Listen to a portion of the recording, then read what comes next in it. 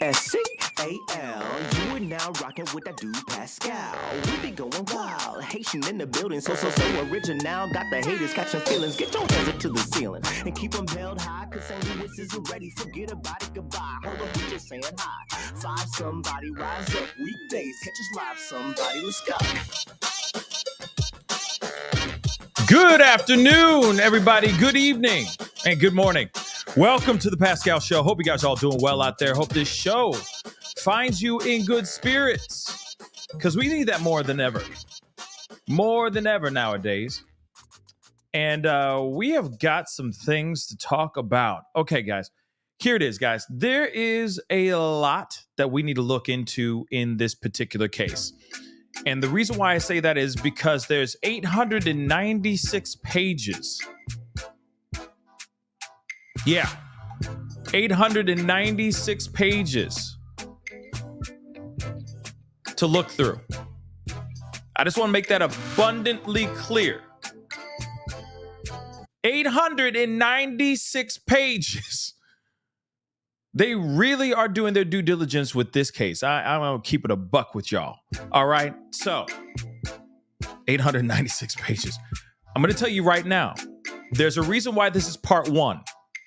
We're not going through the whole doggone thing in one sitting. There is no way I'll be able to do that in one sitting. It's a lot to dissect. It's a lot to go through. It is very, very thick. Obviously 896 pages, but there's a lot of information in here that we need to look at. And seriously, all right, we need to take our time with this. So this is the reason why you see up at the top of the show, the title above or down below, wherever you're watching the show right here, this is part one of this because it's 896 pages, man. Okay, just had to get that out of my system. Okay? And the information, yes, as our whip just said, cool whip just said, yes, very, very disturbing stuff too. So we're going to take our time. We're going to go through this information. And this is part one of a lot of parts. Okay? So do me a favor if you appreciate me doing this, because it's 896 pages, then please do me a favor, hit that like button down below. All right? Hit that like button down below. Hit that reaction button if you're watching on other platforms. That would be greatly appreciated, please, and thank you. Of course, if you're watching on those other platforms, be sure to hit that follow button. That's Facebook, X, /Twitter, Instagram, TikTok. Please be sure to hit that follow button on my other platforms, okay? Show some love. And of course, please also hit that subscribe button on my YouTube channel, all right? And of course, if you want to support the channel, consider becoming a member by hitting that join button down below if you are watching on YouTube. And if you're watching on other platforms, but you still want to support any further, you can go to patreon.com/thepascalshow and show some love and support over there. These purple lights don't pay for themselves, but if you do appreciate the way I give you guys these stories and the information that you need, by all means, please consider becoming a member or a patron. Okay? That'd be greatly, greatly appreciated. All right, guys. We can't stay on this and do all this intros super long or anything of that sort because we have a very, very big, thick document to go through. And this all revolves around the case of Madeline Soto. Now, we already know about this case. We already know the information about Jennifer Soto, and Stephan Stearns. I like to call him Pig Vomit. There's a lot of information that we've known thus far, but we don't know all the things that got them or got at least Stephan Stearns caught. And I think that's really important information that I'm very interested to hear. So this information, these documents, like I said, this is a very thorough document out here, guys. I'm going to share it to you guys. Like, boom. This is massive. All right. 896 pages. I'm not kidding. Everything that revolves around them getting how they were able to get Stephan Stearns locked up. Now, one of the other things, though, too, is, I'm wondering what's going on about Jennifer, Jenny, as I like to call her. What's going on with Jenny? Why hasn't she caught any charges? Will we be able to find anything out in this paperwork or no? That's something I'd like to know. And that's a question I hope we get answered when we go through and deep dive into this documents, 896 pages of documents. Okay. Now, obviously I'm not going to go through every single doggone page. Let me keep it real with you. I'm not going to be going through every single page because some pages don't really need to be looked at like that, right?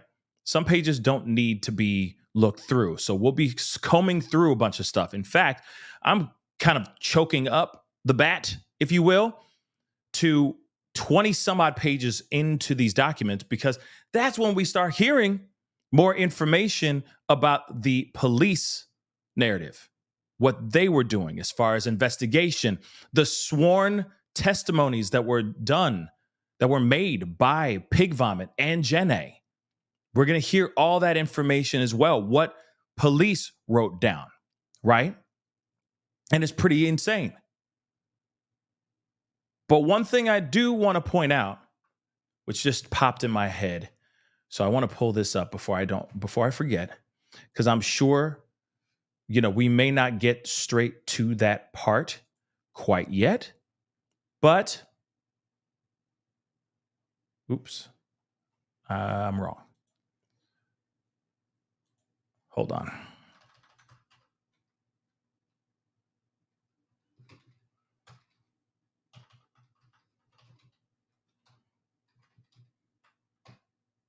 Jeez, I can't type today.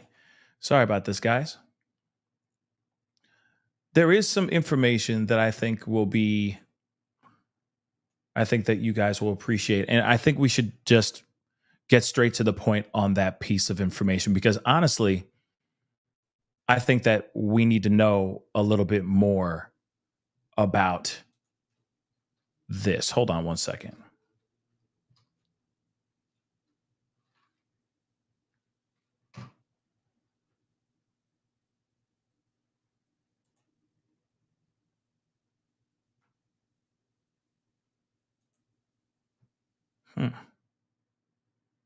Maybe not. Maybe they don't have it up.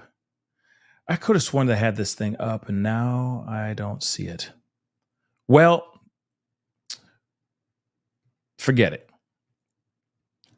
If I find it during the show, I will bring it up and I will show it to you guys, because I was hoping that this was more of an article form rather than a video, so I can share some information with you guys, right off the bat.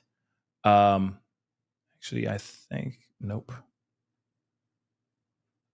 that's not it either. Okay, so never mind.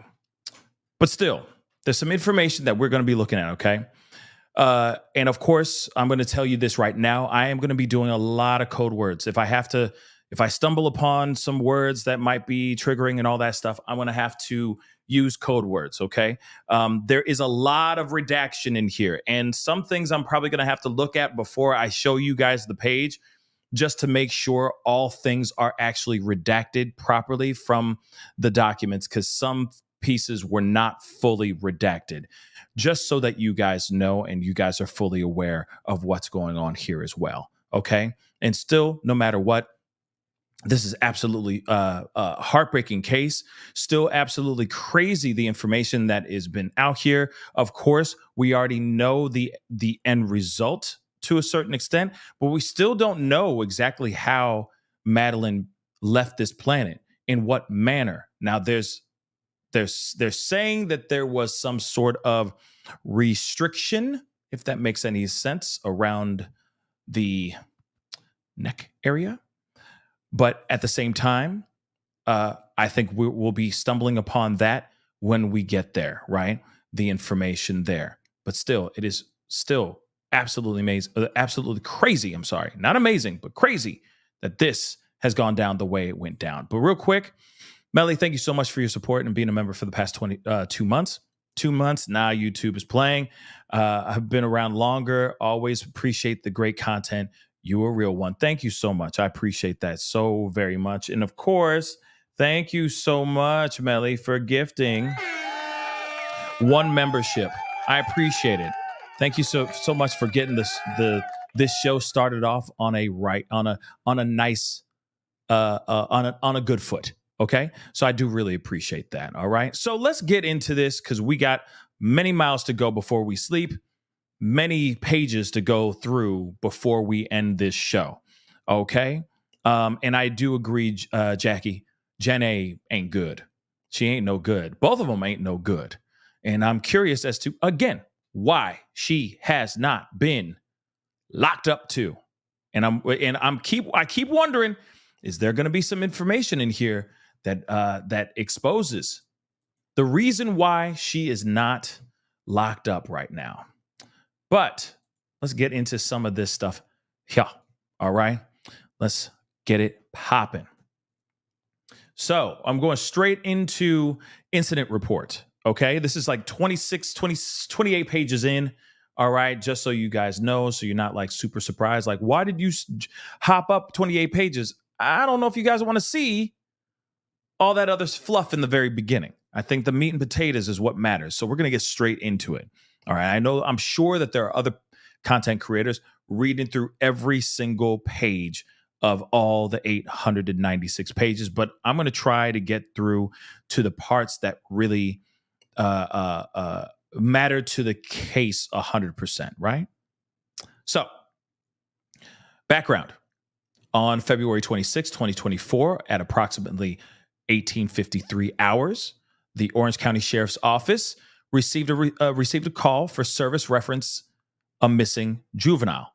At approximately 19:48 hours, Deputy Joseph responded to such and such, this address, in a reference to a missing 13-year-old juvenile, later identified as such and such. We already know it's Madeline Soto, okay? But I'm assuming her name is going to be redacted quite a bit throughout this entire thing because she is a minor, okay?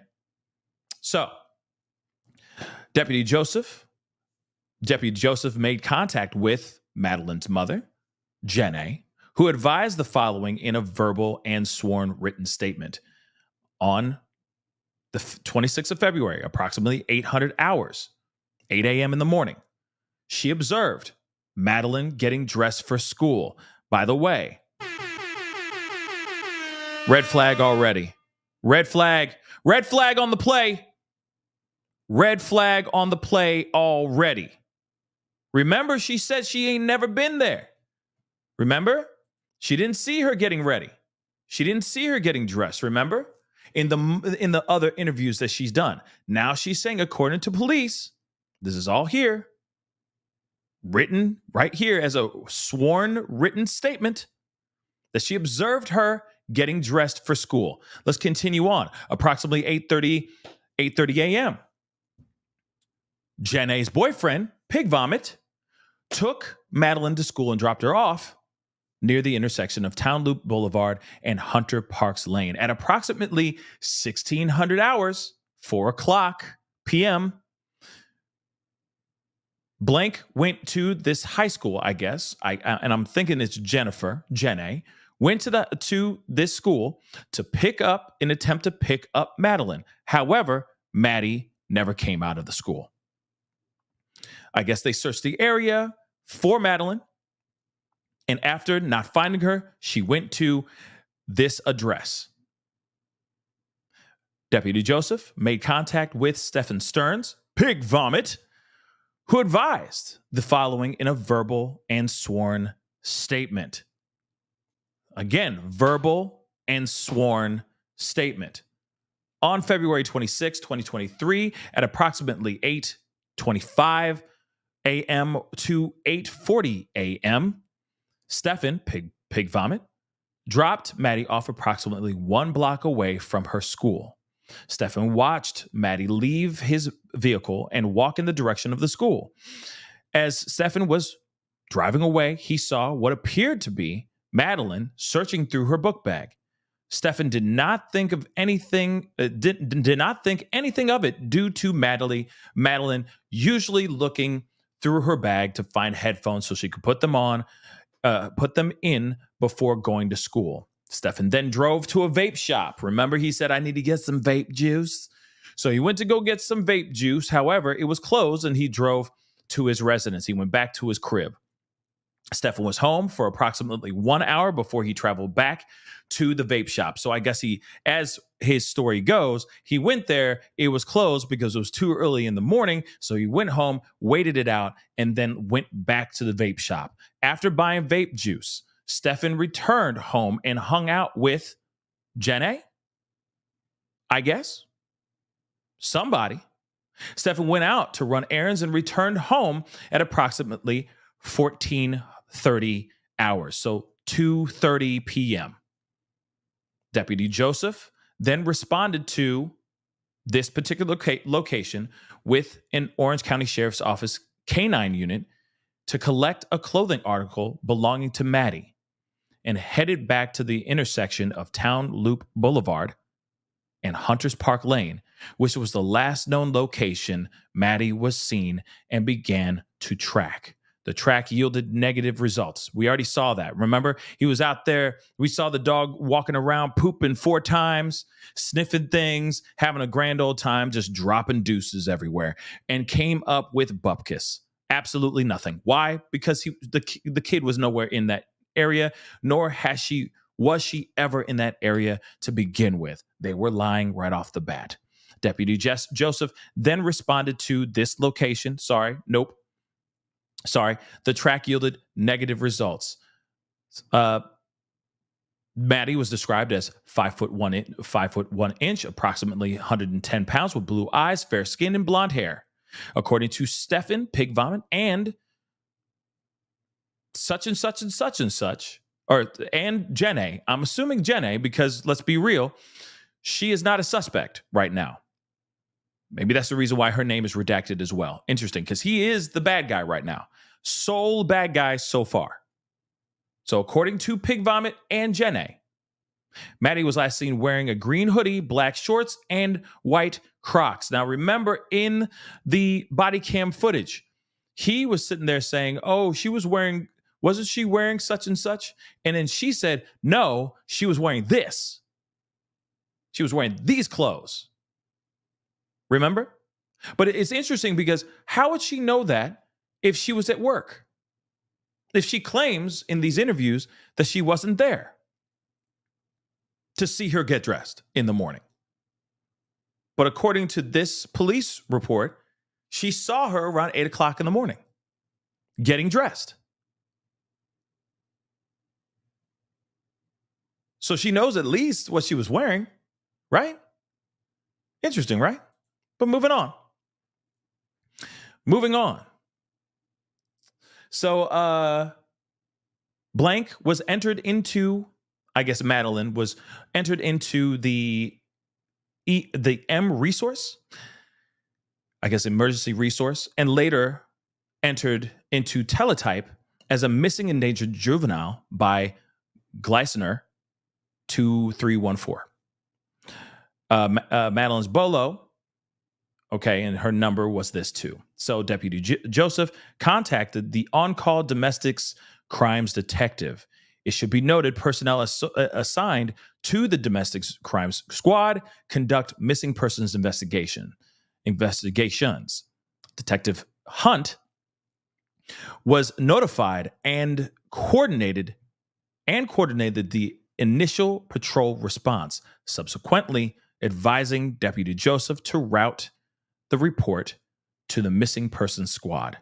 So on the next day, February 27th, Detective Hunt was notified that Maddie did not report to school. So she obviously did not show up. At this time, Detective Hunt made contact with Jenna and Pig Vomit. All right. And then they say, please see his supplemental report for further details. So investigative detail, February 27th, the very next day after she was reported, the day after she was reported missing, right? Approximately 4 p.m., I, Detective Tagler, was notified of the missing person investigation and responded to assist with canvassing. I responded to the initial command post located in 5100 Town Center Boulevard, Orlando, Florida. Upon my arrival, I was tasked to speak to Stephan Stearns with Detective L. Acosta. Before speaking with Stephan, I was advised the vehicle he was driving was a 2010 silver Lincoln MKZ bearing Florida tags IYLL82, had been seen in the following locations. So remember, he was the last person to see her alive. So, of course, if you're a detective, you're going to do all the reverse math and look to make sure, okay, all right, he was the last one to see her. So what kind of car is he driving? What's his story, right? And let's see where he went. Let's see if we can find eyewitnesses or security cameras, street cameras that can show us exactly where he went, just to make sure he's telling the truth. So they say February 26, 2024, southbound on S. John Young Parkway and Osceola County line at 8:10 a.m. So interview with Stearns. Oh, let's get ready for this one. Let me wet my beak. Interesting stuff, though. On February 27th, Detective Acosta and I conducted a digitally recorded sworn interview with Stephan Stearns. Pig vomit at such and such. Below is a synopsis of his statement. Now, we all listened to his statement, the recording. Now we're hearing it or looking at it on paper. Stephan currently resides in Northport, Florida, but comes to Kissimmee, Florida occasionally to spend time with Jenna and Maddie. On the 25th of February at approximately 8:45 p.m., Stephan arrived at their residence, okay, located at such and such. When he arrived, this is what he says. Jenna was still at work, and he directed Maddie to get ready for bed. Once Jenna arrived, she informed Stephan and Maddie she would like to sleep in, and directed them to sleep upstairs in the guest room. Remember, she said right off the bat that she was okay. She gave a thumbs up to them sharing a bed together. Now, I just want to make this abundantly clear. Who does that?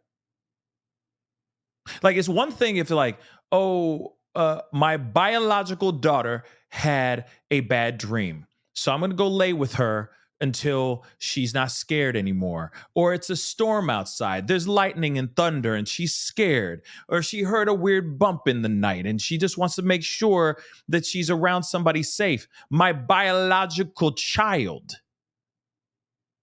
But this ain't his biological child.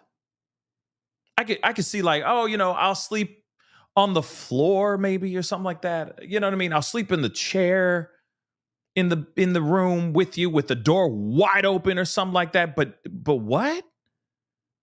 You okay? I need to sleep tonight. I'd like to sleep in. So both of y'all go upstairs and you guys can sleep in the guest bedroom while I sleep in my bedroom. That's so messed up, y'all. That's so messed up. All right? Wrong. By the way, this does not go with what we've been hearing from Jenna. By the way, this account does not make sense. You just hear me out.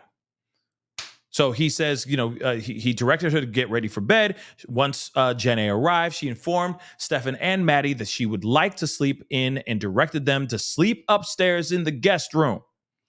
The following morning, Stephan and Maddie woke up at approximately 7 to 7:15 a.m. in the morning to get an quote unquote early start so they could purchase food from McDonald's before school.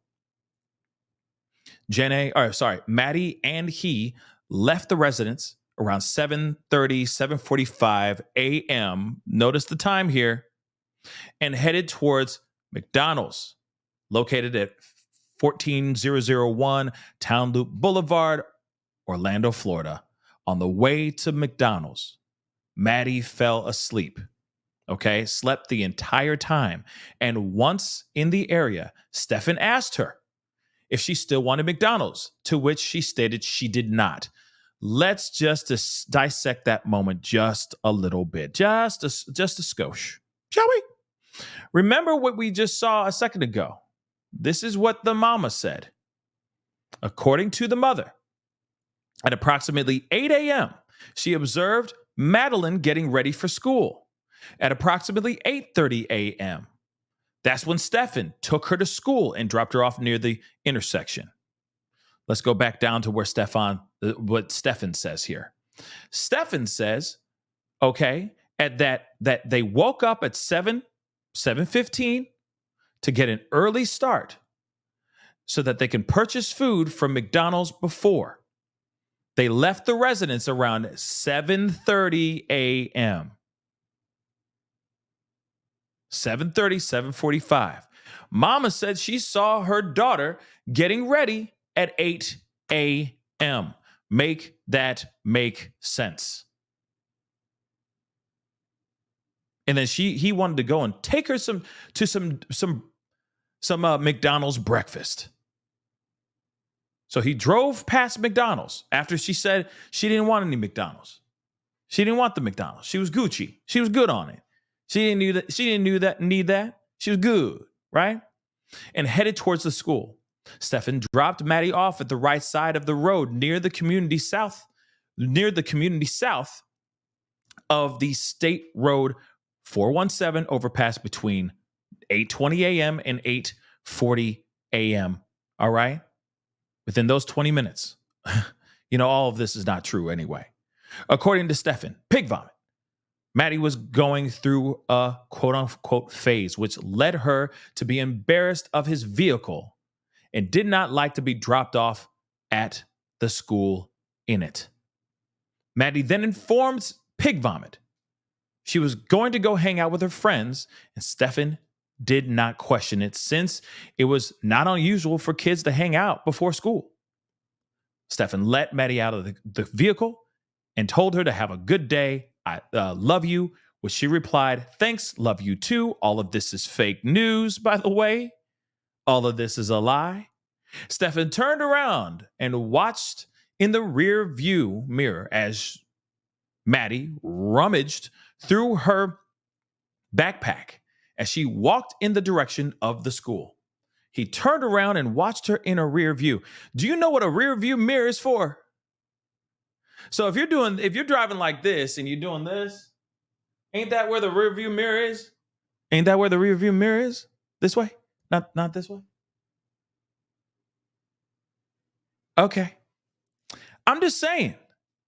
You can tell it's the devil. The devil's in the details. Devil's in the details. And he's like, I turned around and looked in the rear view mirror and I could see that she was rummaging through her book bag and looking for her headphones. Huh? How are you turning around? Did your whole body turn twice? Did you turn your head around like the Exorcist or something like that? Make that make sense. But anyway, rummaged through her book bag. He assumed she was looking for her headphones, but later realized that she had forgotten her phone. Stephan continued to observe Maddie walk towards the direction of the school. At this point, was he driving like this the entire time? As he was driving? I'm just saying. Wasn't he driving off? Okay. At this point, Detective Acosta showed Stephan a map of the area where he alleged he dropped Maddie off for school. According to Stephan, he dropped her off on the sidewalk at the direction of Lilac Cove Lane and Town Loop Boulevard. Stephan stated this was maybe the 5th or 6th time he had dropped her off, and it was common for her to ask to be dropped off near the school. According to Pig Vomit, Maddie enjoyed the cold weather, and at the time he dropped her off, she was wearing her hoodie. Okay. I asked Stephan if he pulled into McDonald's plaza, to which he advised he did not because she did not want McDonald's. I then asked if at any point he made a U-turn, and Stephan stated he made a U-turn at the church parking lot to try and sell her on McDonald's one more time. What is so special about this McDonald's? I mean, McDonald's breakfast can be far. You know what I mean? It can be far. But at the same time, what? Are you sure you don't want that McDonald's? I can flip a Yui real quick and we can hook it up. You know what I'm saying? Make that make sense. Because he was still hungry. Of course, he was still hungry. Maddie informed Stephan that she wanted to go to school. Therefore, they turned back around. So he flipped a B. He flipped it and he's like, are you sure? This is his story. Are you sure you don't want McDonald's? Yeah. And she's like, no, I'm not hungry. He's like, all right, then. All right, we go back on course then. That's literally what he's saying here. According to Stephan, he made the U-turn in the church parking lot located at 13500 Town Loop Boulevard, Orlando, Florida. Detective Acosta showed Stephan a map that showed the school, McDonald's, and asked Stephan to show him on the map the direction of his travel. He stated he was bad at reading maps. God, Jesus. Bad at reading maps, but that he believed they came across Town Loop Boulevard. Stephan then stated when he drives to the school, he usually takes John Young Parkway and makes a left turn when he sees the McDonald's onto the same road the school is on. According to Stephan, he uses landmarks to get to school since he does not know street names. What?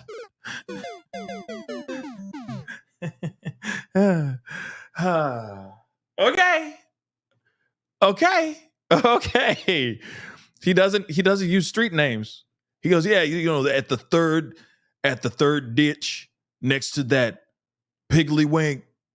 Yeah, that's when you make a right. And then when you see the broken down church with the crucifix that's kind of doing the Leaning Tower of Pizza, yeah, that's when you make the right. And then boom goes the dynamite. You're at my crib. What?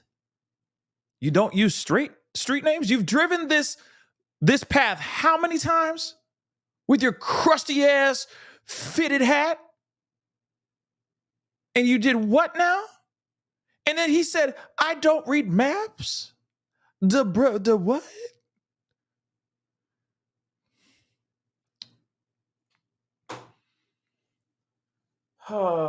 Okay, we're not even in this mug. You feel me? We're just at the tip of this biznaye. So let's continue. Good God. I don't know. I'm bad at reading maps. Shut up. Him guilty. But let's continue. He again stated, Maddie said no to McDonald's and they had time to kill. Therefore, he made a U-turn, probably the church, and asked her if she wanted McDonald's again. When he dropped her off, Stephan asked her if she was okay, if it was okay. Stephan asked her if it was okay for her to stay this early, and she reassured him it was, and that she wanted to wait for her friends to get there. So she was there by herself, allegedly. All by herself, chilling in the cut. Okay? Stephan told her to have a quote-unquote good day, and I loved her. She said she loved me too. Turned around and leave. Could see in the rear view, walking towards the direction of the school, she rummaged through her book bag. After leaving the area of Maddie's school, he went to the vape shop because he needed vape juice. It was not open yet. Therefore, he went back to the residence at approximately 10 o'clock. He hung out with Jenny for a little while, and approximately an hour later went back to the vape shop. At this time, the vape shop was open. He was able to purchase the item that he needed. That vape juice. Ooh! You know what I mean? He got to let it loose with that vape juice. All right. And now at 11 o'clock a.m., all right, he went back to his residence and hung out with Jenny again. I asked Stephan, Pig Vomit, if Jenny was home the first time he returned, to which he stated, yes, I think so. Then stated he was not sure because she had a blood appointment at some point during the day and apologized, stating, sorry, everything is a blur. Stephan then stated he believed she was home because she was trying to sleep in as much as she could because she was, quote unquote, messed up with her work schedule. Thick, guys. I asked Stephan if he recalled what time he went to the vape shop, and he advised he believed around 11 a.m., stating it was only a 10-minute drive. He stated the shop was called E-Smoker Online Vape Shop, which is located at this particular place in Orlando, Florida. After making the purchase, he returned home where he remained until approximately 12:45 p.m. At that time, he left the residence, heading to the area of US 192 to run several errands. Jenny had mentioned to Stephan she wanted to make a BJ's wholesale club list and wanted Stephan to go to be back in time to go with her to pick up Madeline. While on this highway, he visited some card shops because he is a quote unquote nerd, and there's a new card that had been released. So he states he visited the Coliseum of Comics, stopped at a couple Targets, which makes no sense, but okay, and was going to go to House Rules Games on Oak Street and this same highway he was on, or interstate that he was on. He advised that he did not make it that far because he got a flat tire. Aw. I asked Stephan where he got the flat tire, and he informed me it was on the US 92. And he had pulled into one of the plazas. Stephan then stated it had been about 10 years since he changed a tire and had made many rookie mistakes in the process and ended up pinning his thumb in between the jack and the frame. How do you do that? How do you... He pinned his thumb between the jack itself and the frame of the car. How do you do that? That does no. You do not tell me, oh, it's been 10 years since I changed it. You don't, no. That's not, sorry, that, no. Sorry, but no. That don't work for me, guys. That's trash. I didn't know how to use a jack, guys. It's been 10 years since I've changed the tire. Do you realize that there are amazing ways that you can learn how to relearn something really quick? It's called Google, love. Oh, it's called YouTube, baby. Shout out to YouTube. All right, seriously. Come on, man. Come on. So he found a way, of all things, to get his thumb in between the jack and the frame of the mother-loving car. How do you do that? I'm sorry. Why am I getting heated? It's called another lie. Moving on. I asked Stephan which plaza he pulled into, and he stated he was not sure, but believed it was before Oak Street. Stephan then stated that he did not make it back in time because he got a flat tire and Jenny left to pick up Maddie without him. Stephan called Jenny to tell her what had happened and apologized profusely for not being back in time to go to go with her to pick up Maddie. Once back at the residence, Stephan hung out and quote unquote straightened the apartment. This is probably a true part of the story because I'm sure he was back there straightening up, covering up evidence as he waited for Jenna and Maddie. Now, here's the thing. Before we continue on, I am still curious about a few things. Here we go. Don't get me wrong. Okay, fine. All of it's a lie. Okay. But he went to the Coliseum of Comics. Now, I'm wondering if we find out later on if he actually went into those comic book stores. If he went to the comic book store and the couple of Targets. Now, I keep wondering, why dost thou need to matriculate inside several, not just one, but 2 Targets? I'm curious about that. Why so many Targets? Is he picking up some stuff for coverage to cover a few things up? Because I'm telling you what, why Target of all things? Don't get me wrong, Target got some fire stuff. I mean, they don't sponsor the show, but hey, holler, But still, if you're going to go there to pick up some stuff, right, to maybe clean up, to, as he said, straighten up the apartment, wouldn't you just go to a Home Depot? Some industrial strength cleaning supplies? You know what I'm saying? Why Target? And why go to a couple of them? And I'm going to tell you this. This is not like a McDonald's where you just drive down and this McDonald's doesn't sell. Suddenly they're out of your favorite burger, which is weird. That doesn't happen very often, but let's just say, or it's closed for some weird reason. You can drive like maybe a few blocks down and you'll find another McDonald's. But Targets are not just parked right. They're not built right next to each other. This is not like you can find a Starbucks on every corner. You see what I'm saying? So it doesn't make any sense that he would go to the other side of the town that he lives in to go to a whole other Target. He was on a scavenger hunt, it seems like. Unless Athu? Okay. Hopefully I'm saying that right. But unless he's literally there to try to buy some game cards. But why? Why couldn't he just get all the stuff that he needed from Coliseum of Comics? Why would he need to go there to get the cards? You see what I'm saying? It's just weird.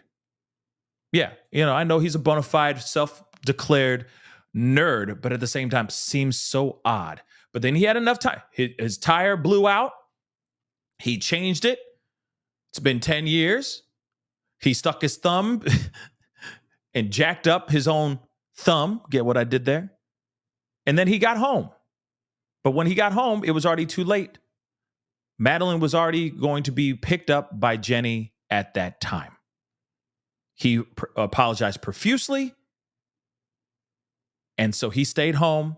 And I guess to get back on her good graces, he tried to straighten up the apartment a little bit so that when she came home, she wouldn't be so heated and so angry. Okay, let's move back on here. Jenny then contacted Stephan to let him know Maddie had not come out. At this point, Stephan began getting worried and started making phone calls to Madeline's family, or Jenna's family, asking them to be on the lookout since she may be walking to them. According to Stephan, this is when, quote unquote, everything started going downhill. Everything had already gone downhill way before this, obviously. I then asked Stephan if it was normal for Maddie to not have her phone, to which he replied, Maddie was severely ADHD, as is her mother and he.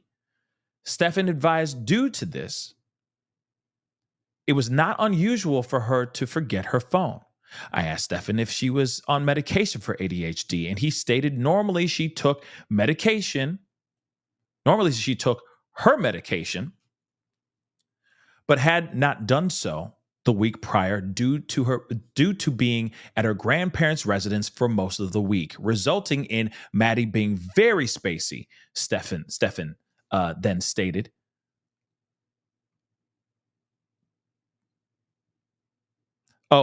Stephan then stated that I didn't see the period. Stephan then stated Jenne's hours had changed at work, which is why he had driven up here to help. Sorry. As Detective Acosta was reviewing the map, Stephan asked if he had messed up his streets again and reiterated that he was bad about streets in the Hunters Creek area. I informed Stephan he mentioned he made a U-turn at the church to see if she wanted McDonald's again, in which he agreed.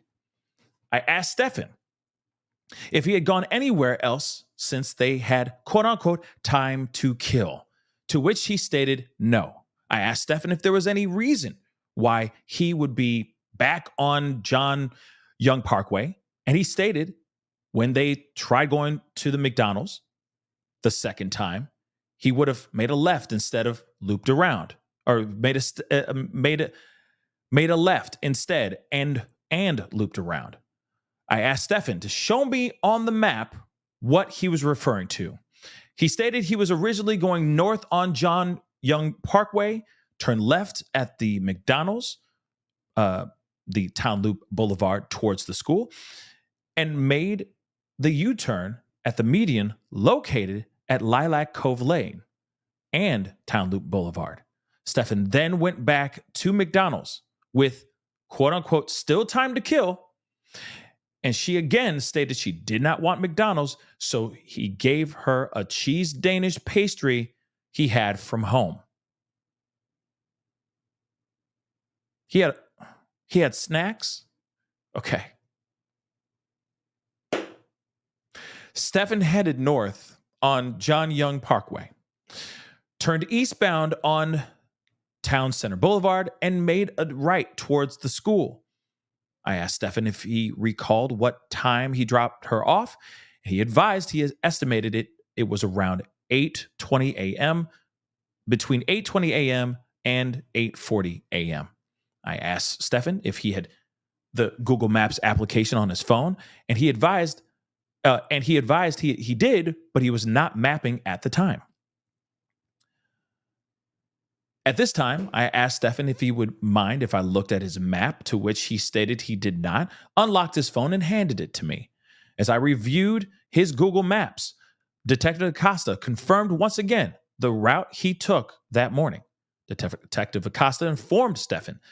He stated he had gone up to the John Young Parkway through Town Center Boulevard and made a right on Town Loop Boulevard before he dropped her off before the underpass south of the church. Stephan again stated Maddie enjoyed the morning walks when the weather was cold, and how she did not like to get dropped off in his car because it was a quote unquote image thing. Stephan informed Detective Acosta the bell usually rings around 9:15, and he had dropped her off that morning earlier than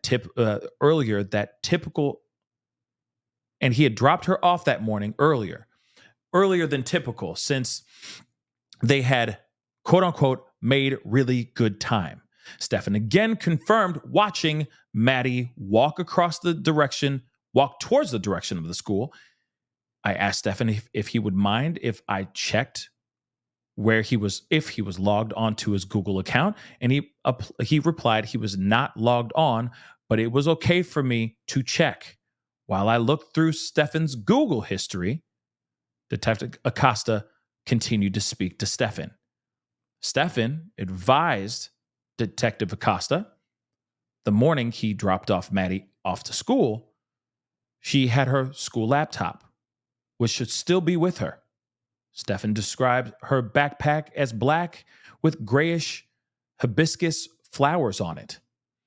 Detective Acosta asked Stephan if Maddie had ever ran away for any amount of time, to which he stated Maddie was very dependent on them and would probably not know what to do if she were to run away.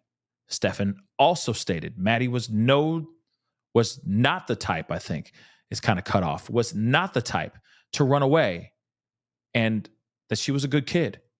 He also informed Detective Acosta that Maddie had also been tested a while ago and showed signs of being on the spectrum of autism and had been diagnosed with autism, but was later advised she was not autistic. Interesting. So she did some testing. They said she's on the spectrum, but then they said, no, she ain't. Huh. I confirmed with Stephan.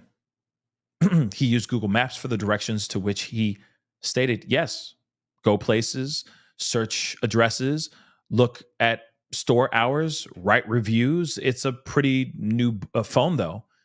As I looked through Stephan's Google Maps account, I noticed he did not have recorded travel on the account consistent with the driving he informed us he had done on the 26th of February and on the 27th of February. I asked Stephan when he had returned to the area to assist Jenna I'm assuming. And he stated it was on February 25th, approximately 10:30 p.m. Oh, sorry, not 10:30 p.m. 20:30 hours. So that's I'm having a brain fart. 8:30 a.m. or 8:30 p.m. I'm sorry, just in time to make sure she was doing all of her nightly routines as they waited for Jenna to get home. I asked Stephan where he and Jenny looked for Maddie, and he stated they stayed local. I asked Stephan if they drove anywhere, to which he stated he believed they had not, and Maddie's family or Jenny's family was driving around. Stephan stated he didn't recall driving anywhere the night of the 26th of February, and that he was, quote unquote, socked out of Ativan at the point because he was a wreck. And that he was on so many tranquilizers. Bad look. Stephan also stated he had not needed to take Ativan in a while, but that he had been having these panic attacks and had been crying, and he took it to sleep that night. Detective Acosta informed Stephan we were trying to establish a timeline of events, at which point Stephan interrupted and stated that he was trying his best, but he was not a morning person and was trying to give his best guess. Acosta then stated, we knew he drove north on John Young Parkway. He had made a left at the McDonald's, which Stephan agreed, and that he mentioned he had dropped her off at around 8:20 a.m. and 8:40 a.m.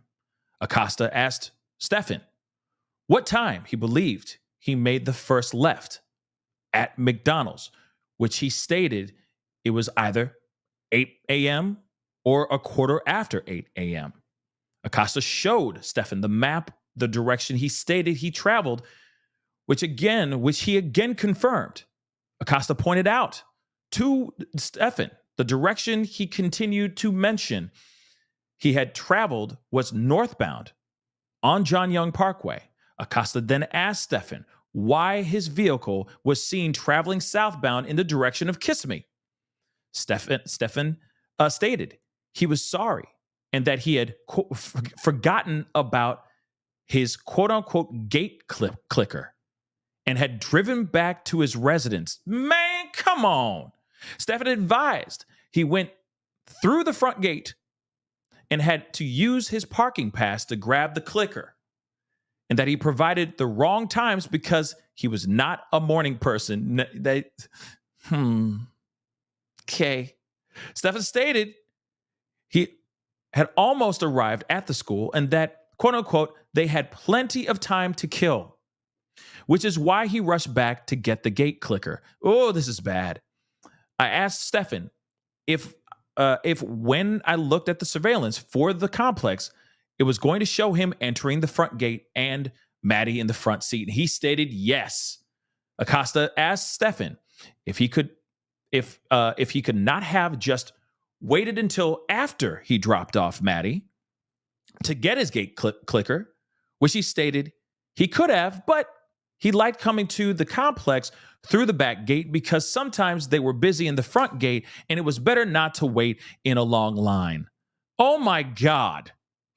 Oh my God. This guy's an idiot. Pig vomit. Oh, pig vomit.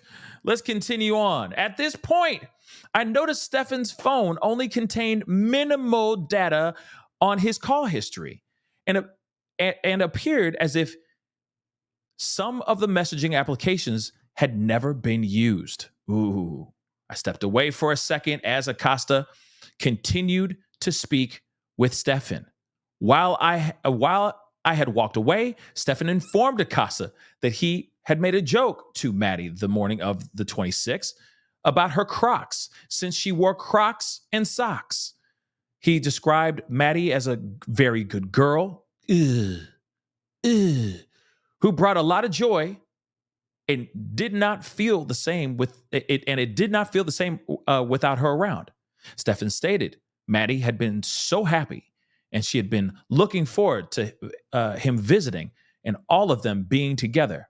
Stephan stated Maddie called him her quote-unquote bonus dad, advising they had a very strong bond and that she knew nothing but love in the household. Stephan stated Maddie was doing well in school and she was also singing.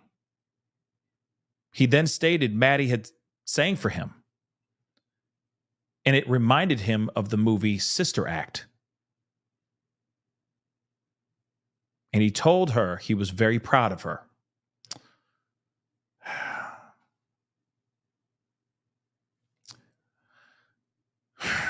Okay.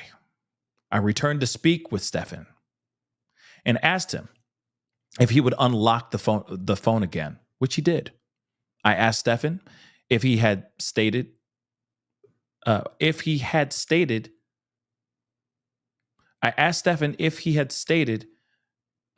not have.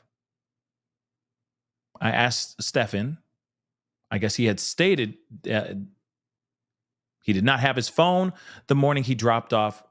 If he had stated he did not have his phone the morning he dropped off Maddie, he replied he had forgotten it because he was too busy trying to get Maddie out of the door. See, I don't know that sentence. That's weird. I asked Stephan if he had stated did not. I think they mean Maddie did not have her phone, or is it? That's the one part I'm still confused about. There's a fly in my office here, guys. Sorry. But that's one piece I'm still kind of confused about. All right. But he says that he did not have his phone the morning he dropped Maddie off. He replied he had forgotten it because he was too busy trying to get Maddie out of the door. I'm assuming they're saying that he forgot his phone. Okay. I asked him if he had his phone when he went to the smoke shop, which he stated he did not the first time, but he did the second time. I informed Stephan when I was looking at his call history, I had noticed he only had a call log for the 27th of February. I asked him if it was usual on his phone. He stated, no, it's a new phone and stupid. I went to do an update yesterday morning and I didn't know what the F, pardon me, what the heck I did, but somehow during the massive iOS update, I managed to factory reset my phone and lose all of my contacts and information. Oh my gosh. I asked Stephan if he recalled what time that occurred, which he stated sometime while he was hanging out with Jenna, I guess. I informed Stephan I was going to maintain possession of his phone at this time, and I asked him to please refrain from going back inside his vehicle. He swore everything he told to us was true. Detective Hunt stayed with Jenna and Stephan. Now, here's the thing. So he's sitting here saying, because there's this weird typo here. It says, I asked Stephan if he had stated, I guess he did not have his phone the morning he dropped Madeline off, right? Now, what's crazy, okay, is this is so dumb. This is so dumb. So you don't have your phone with you. Oh, I didn't have my phone with me when I went and dropped her off. Oh, but I did. Then when they ask for, hey, there's no call logs, you don't have anything in your phone. The only phone calls you have are the day after she was reported missing. Sup with that? And he goes, stupid me. I don't know what the heck I was doing. There was an alert saying that I needed to update my iOS on my phone, and I hit the thing, and it just did a factory reset. So all my contacts, everything gone. People are dumb. People are dumb. People are dumb. Let's continue on. Approximately 8:38 p.m., Osceola K9 responded to this particular address and conducted a track that yielded negative results. At this time, Detective Acosta and I responded to the front entrance of the complex and made contact with security in reference to video surveillance. Acosta and I reviewed the surveillance footage showing both the front and near entrance of the complex, which exited into Dyer Boulevard.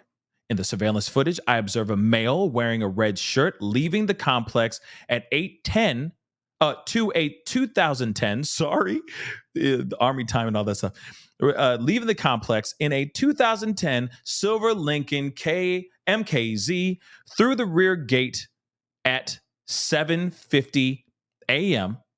with a female wearing a green sweater in the front seat. This person appeared to be sitting upright with their head slumped over to the left side. Oh no.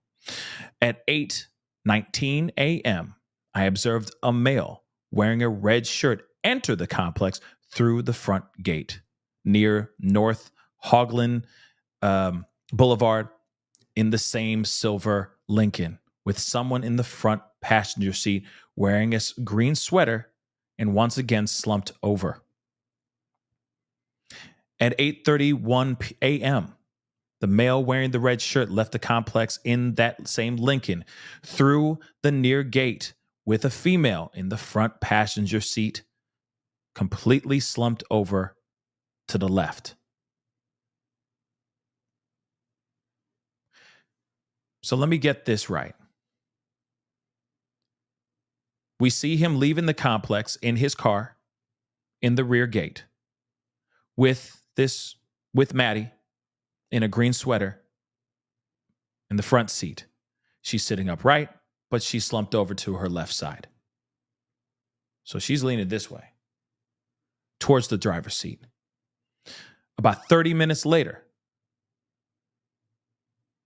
he enters the complex again through the front gate.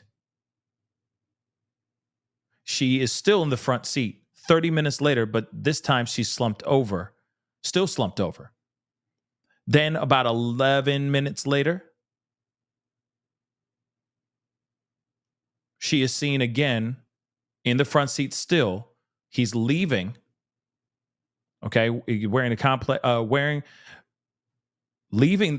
left the complex in the. So he went in, he left, he came back, and then he left again. All the while she was already seemingly perished in the front seat of the car. Starting at 7:50 a.m., guys. 7:50 a.m. My God. That's so terrible, guys.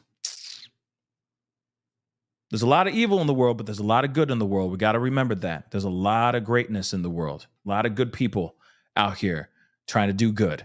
Real talk. Oh, that's terrible. So we got Detective Corporal Jessica Alios, I think. Okay. And responding to the scene and continue reviewing surveillance footage. At this time, Detective Tagler was assigned as the lead investigator to this case. Detective Acosta and I returned to the residence and asked Detective Hunt to ask everyone in the house to please exit the residence and secure the residence. So this was on February 27th. Acosta and I conducted a digitally recorded sworn interview with, I'm sure, Jenna, Pig Vomit, okay? With Jenna, I'm sorry, at this particular residence. I'm assuming, okay? Below is the synopsis of her statement. I introduced myself to Jenna and informed her I was going to be the lead detective on this investigation. I also informed Jenna that Detective Hunt had provided me with a synopsis of what had occurred that day, the day that Maddie went missing. I informed Jenny I had been advised she had a new job and that she had asked Maddie and Stephan to sleep upstairs because she needed to get rest, which she stated that was correct. She said that was correct. According to Jenny, Maddie had her birthday on February 25th, beginning at 1500 hours, 3 p.m., I'm sorry, and ending at an unknown time. Jenny had not attended due to being at work. Jenny advised her daughter had dropped. Jenny had advised her sister, had dropped Jenny off at her house at approximately 8:30 p.m. She believes Stephan had arrived shortly after that time. Stephan informed Jenny that Maddie had taken her nighttime medication and she was getting ready for bed, which consisted of taking a shower. Jenny arrived at the house from work at approximately 30 hours, which is like 10:30, all right, p.m., and sent Maddie and Stephan to bed at approximately 11 a.m. or 11 p.m., I'm sorry. I asked Jenny where Maddie and Stephan slept, and she stated upstairs in bedroom number 4. I asked Jenny if it was normal for Stephan and Maddie to sleep in the same room, to which she stated sometimes she would send them upstairs when she needed a really good night's rest or really good night's sleep. Jenny also advised sometimes they would all sleep together in the king-size bed, and other times Stephan would sleep upstairs, meaning Maddie and she would sleep alone. Jenny advised it usually depended on everyone's schedule the following day. I asked Jenny what time she had woken up on the 26th of February, to which she stated she believed sometime between 8 a.m. and 8:15 a.m. because Stephan had gone into the room to put a leash on the dog. I guess Maddie got up to assist Stephan with placing the leash on the dog because she did not want to pee on the bed. I guess Jenny assisted Stephan. Okay. Then Jenny heard people in the kitchen. As far as she knew, Maddie had gone downstairs to get ready for school.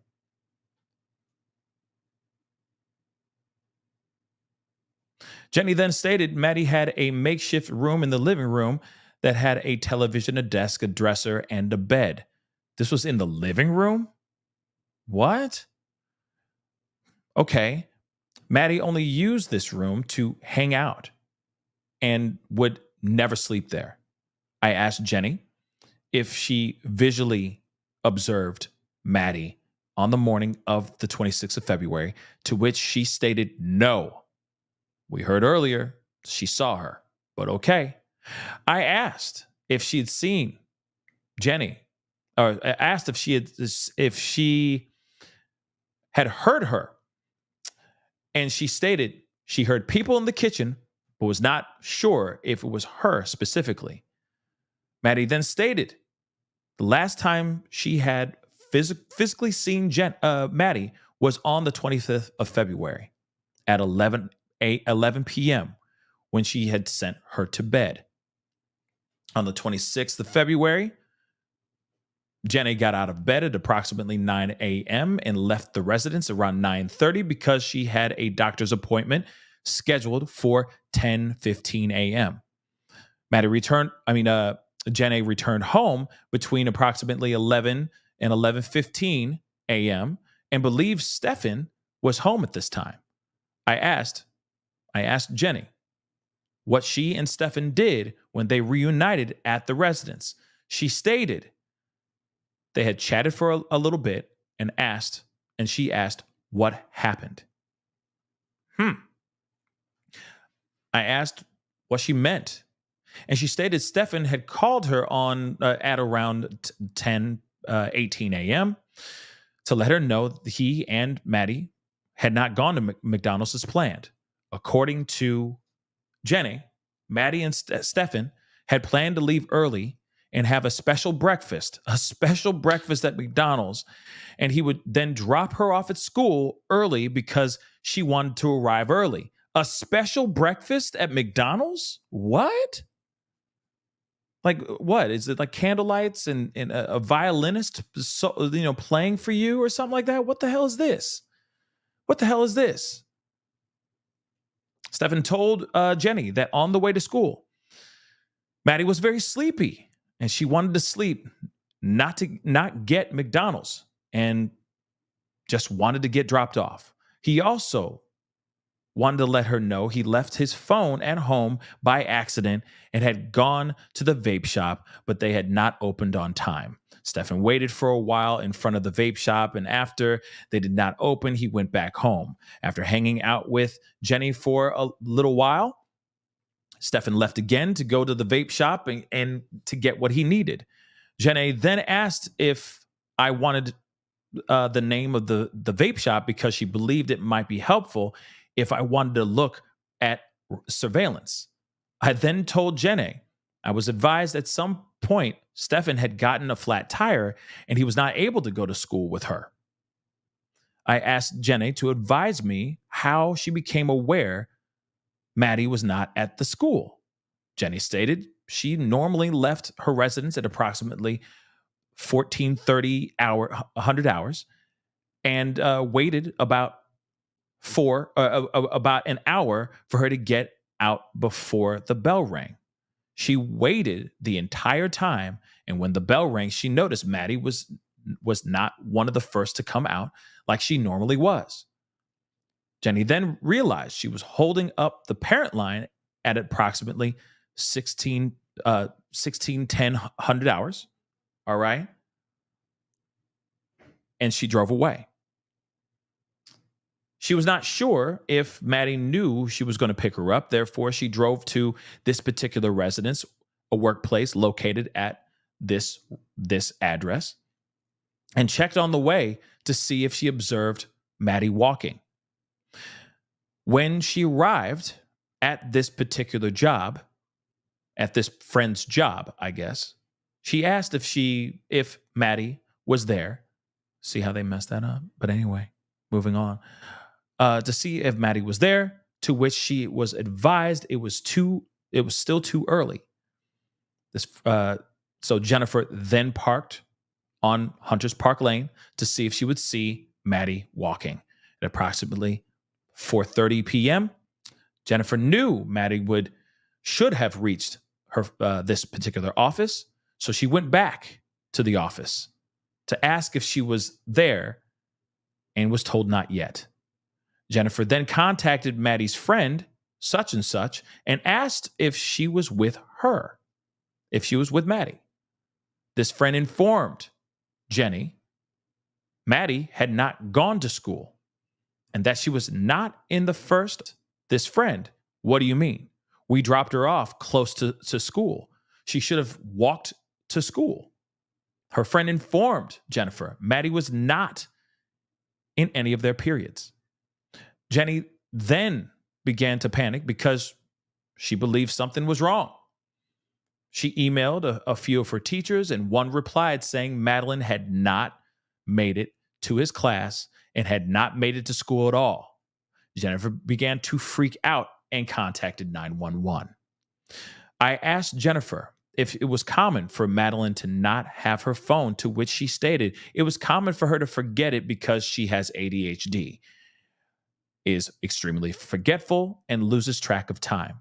I asked Jenny to explain to me where she looked for Madeline.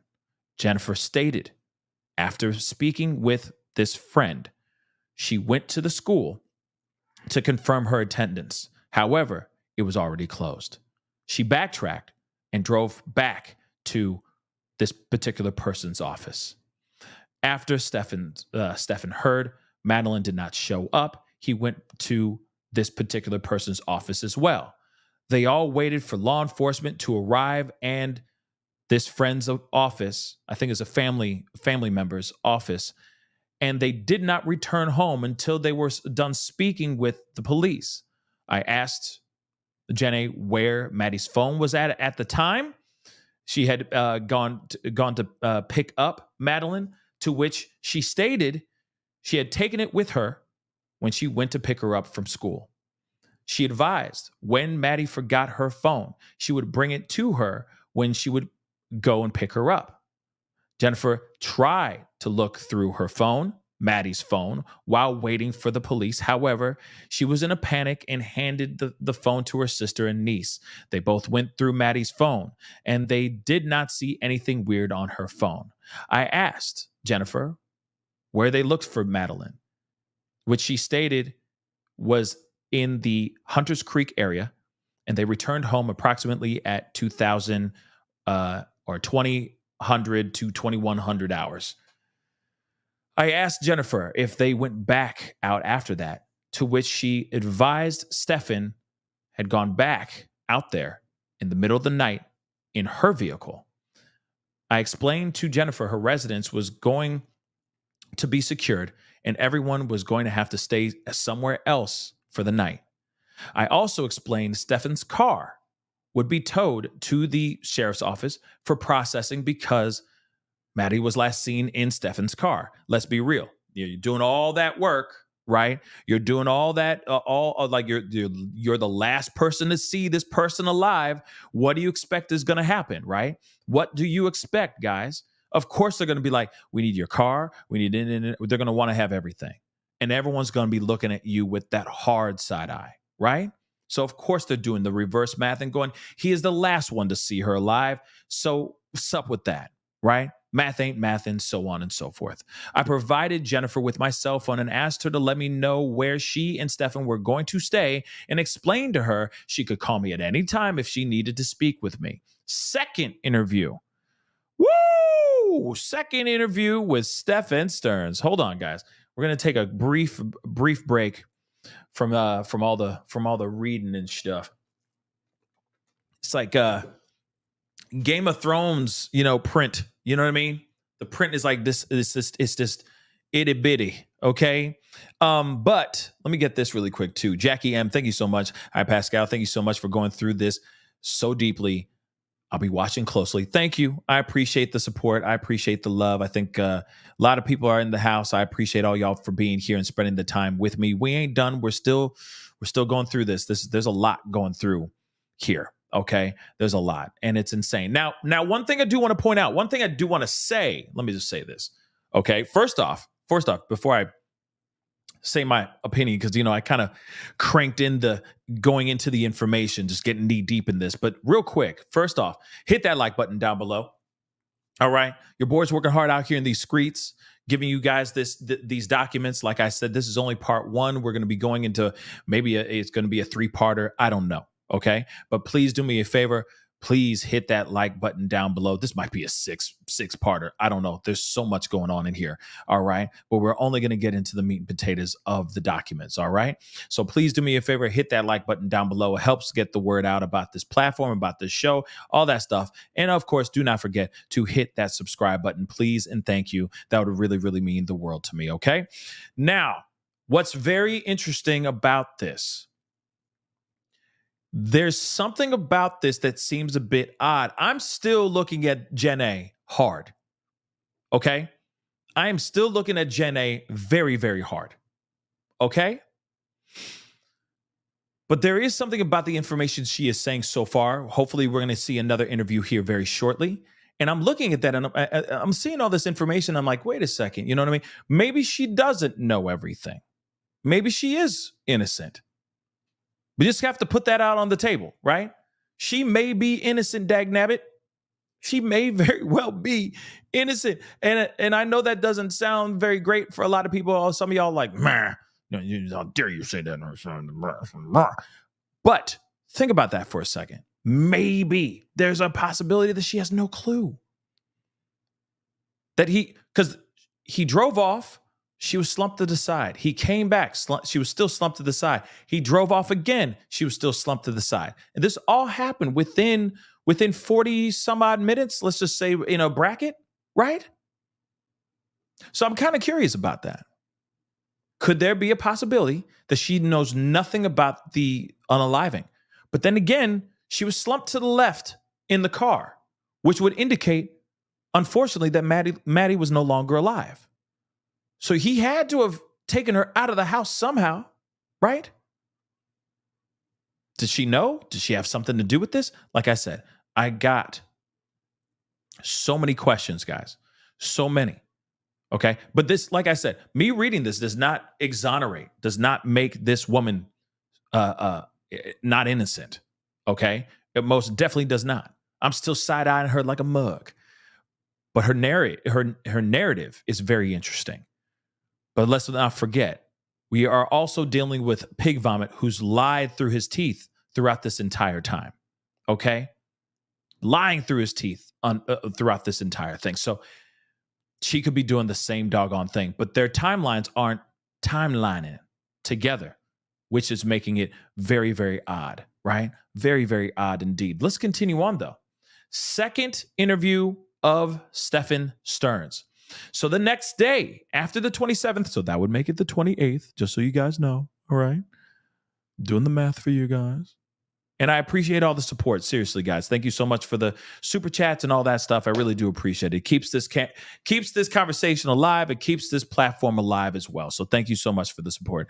And I will get to that super chat in just a minute. Let me just get through this chunk here too. So on February 28th, 2024, Detective Acosta and I conducted a second digitally recorded sworn interview with Stephan Stearns. Why would they do another one, though, guys? What do you think? Because he's been caught lying through his teeth. And they're like, wait a second, all this stuff is not cut. The math ain't mathing, so we're going to go and we're going to try to catch his ass. That's how I'm seeing it. Let's have another conversation because he might know a little bit more because this stuff ain't right. His timeline ain't timelining. Most importantly, remember, he is the last person to see her alive, period. So let's ask Castiones, right? So below that is a synopsis of his statement. I asked, excuse me, if I had consent to download his phone or if I needed a search warrant to collect the contents. Stephan said it was fine and provided me with his phone PIN. Okay. I advised Stephan that while digital forensics was looking through Maddie's phone, they noticed, or maybe Jennifer's phone, they noticed there was a lot of communication between Maddie and him. Oh, so maybe they were going through Maddie's phone. So they found a lot of communication between Maddie and him. I asked Stephan to explain to me the relationship between him and Maddie. Yeah, because they could smell it a mile away. Okay. Stephan stated he was like a stepfather to Maddie, and she thinks of him as a dad. No, I wouldn't say that. I asked Stephan what he and Maddie spoke about when they would FaceTime And he stated that they would speak, that he would speak to both Maddie and Jennifer. When I asked Stephan if he recalled what time he had factory reset his phone, he stated he was not sure because he was not a morning person, but believed it was before he went to the smoke shop. Stephan stated the update had a weird option about reinstalling everything, and he was not paying attention to what he was doing. Get out of here. Okay. I asked if he could explain to me how he did the update, and he stated it was a push notification that appeared at the top, and he had ignored for a long time. Stephan stated this took him to a page with a quote unquote system, and he clicked something and was not sure what happened because he was not paying attention. Of course he wasn't. After starting the update, the phone reset. I'm sorry, this is so dumb. You got to remember this. You got to remember that, like, if you are, and I get that not everybody is, not every self-declared nerd is tech savvy. I'll be real. Not every single one of, and not every single self-declared nerd is tech savvy. But you know for a fact that if your phone asks yes or no factory reset, you gonna say no, because that means everything's deleted. But let's not forget, you can always retrieve stuff because of the cloud, right?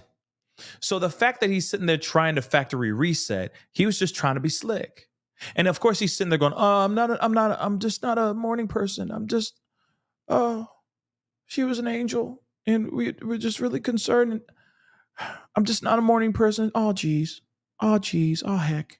I'm just not a morning person. And I just hit the thing and it just factory reset. I'm so sorry. But here's my phone. You can use it. Just go ahead." Shut up. Shut up. Quit lying. Quit with the lying. Okay? It's bad. Okay? Very, very bad. And I'm just saying the logic does not make any sense. Did you trip and fall on this thing? Did you trip and fall and hit, yes, factory reset as you were in the middle of falling before you fell on the floor?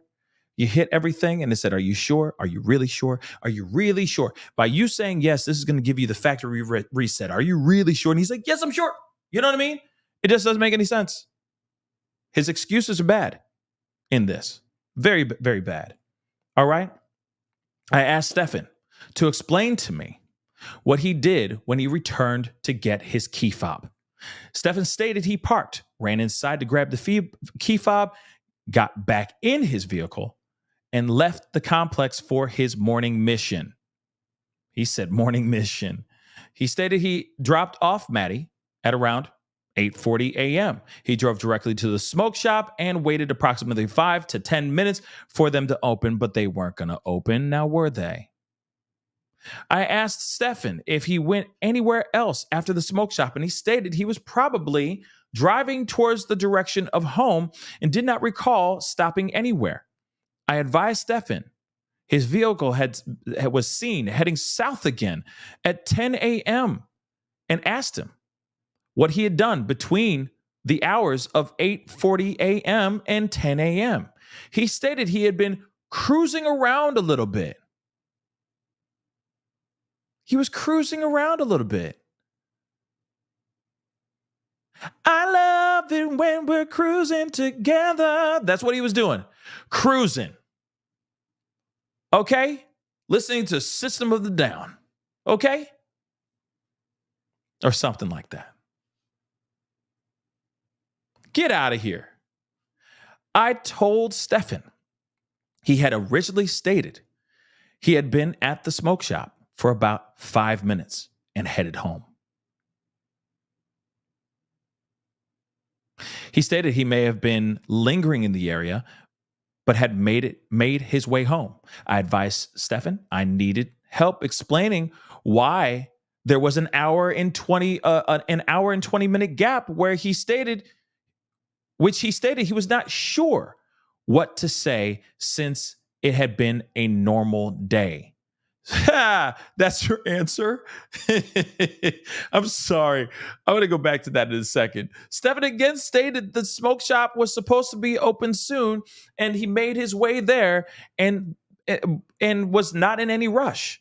Stephan stated again he was not able to explain the time delay since he had not gone anywhere in particular. I asked Stephan where he went after the smoke shop, and he said home. Come on, man. Come on, guys. He said what? The detective's like, please, can you explain to me? Can you explain to me why there's an hour and 20-minute gap? Because we've seen it. It doesn't make any sense. You said you were cruising around a little bit, but I need you to explain to me why there was an hour and 20-minute gap. Why is there so much time in between? Can you please explain that to me? And he says he wasn't sure because it was a normal day. That's what he said. I can't explain it. It was just a normal day. Today was a good day. You know what I'm saying? Come on, man. Shut up. This is so messed up. And he's like, I was just waiting for them. They were supposed to open soon, but there was no real rush, so I stuck around. I was just chilling in the cut. No bigsies. I asked Stephan if the smoke shop was 10 minutes from his residence, to which he stated it was 15 to 20 minutes. I reminded Stephan he had originally stated that it was a 10-minute drive, and he advised time was not his a strong suit of his. Can you stop with the lie? Bruh. Detective Acosta asked Stephan what time the smoke shop opened, which he stated 10 a.m. So you drove up to the smoke shop and you were just chilling in the cut for an hour and a half. Oh, but you were cruising around a little bit. Can you imagine him? Like, I'm serious. While he's allegedly cruising around a little bit, he's listening to System of the Down in that crusty ass fitted hat. You know what I mean? It's a vision. It's a vision. It's definitely a vision. Okay? That dusty ass hat. That's so bad. Let's go. So Detective Acosta then informed him if it opened at 10 a.m. and he dropped off Maddie at 8:40 a.m., he would be going an hour. He would be going an hour before they were scheduled to be opened. He stated, Stephan, pig vomit, stated he did not think it would be open, but he hoped he would get there early enough for them to open. Stephan then stated he arrived about 15 to 20 minutes before they had opened. So see that doesn't make any sense. See now. The math ain't mathing. See what I'm saying? So you saying, oh, let me just pull up to this joint, to this smoke shop because I need my vape juice. Okay, I need me vape juice. And they don't open for an hour and 20 minutes. But you really think that by you showing up to the front door and doing one of these things in the door, seeing if there's any movement back there, and you're going, go. I just need this. No. I just need some. Just open up really quick. It's gonna be quick. It's gonna be quick. I just need that vape juice. You're there. You're right there. You're opening. You know what I mean? Just let me in. Do you know these people don't get paid enough? You really think that they're going to pull in and go, oh, we have a customer outside. He's an hour and 20 minutes early, but no big deal. Let's bring him in and we can get a quick sale. Hell no. They're going to be like, it's not open for another hour and a half. Sit down. Come back when we're open, bro. No, we're not open. We're not open. You know what I'm saying? It's so stupid. I need some vape juice. I need it right now. The juice. I need the vape juice. Shut up. He is dumb. He then said he waited a few minutes after 10 a.m. for them to open, but then realized that they were not opening and he left. Acosta stated he had not waited past 10 a.m. since his vehicle was seen heading southbound on John Young Parkway at 10 a.m. He stated his vehicle, Stephan, Pig Vomit, stated his vehicle was still in front of the vape shop at 10 a.m., waiting for them to turn on the open sign, and I advised Stephan his time frame was not making sense. The math ain't mathin', the timeline ain't timelining, baby. So tell us the truth. According to Stephan, he was still trying to help us as best as he could. I reminded Stephan what he had stated and asked how he was there at 10 a.m. when it was approximately a 10-minute drive from where he dropped Maddie off. Stephan stated he had taken no particular route to the smoke shop, but he had made his way there. In other words, he was just driving aimlessly, and then suddenly he's just driving around, and he goes, oh, there's this, oh, Eureka.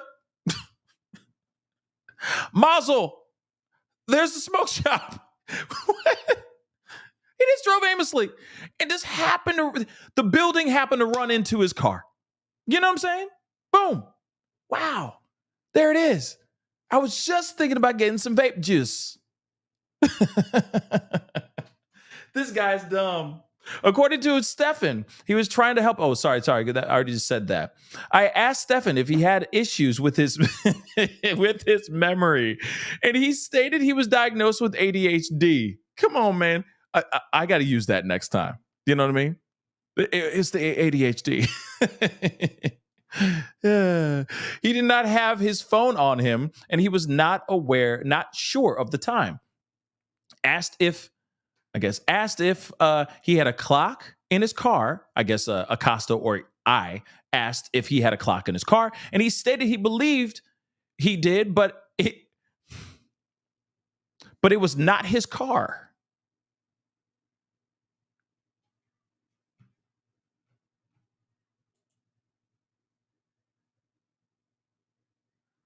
Huh? Hold on, I'm going to repeat. Hold on, let me just repeat that one more time. Because the cop is like, yo, you have a clock in your car. Like, you can't sit there and go, I didn't know what time it was. I didn't know. We really miss her. We'll just need her home. We're just really concerned. I didn't have my iPhone. I didn't have my phone at all. I didn't know what time it was. I was just driving aimlessly, and I just ran into the smoke shop. Oh. So he says, you wait a second. You have a clock in the car. Yeah. All cars have clocks. Last I checked. And he states he believed he did. I believe I do. But it's not actually my car. This guy's fun. Pig vomit's fun.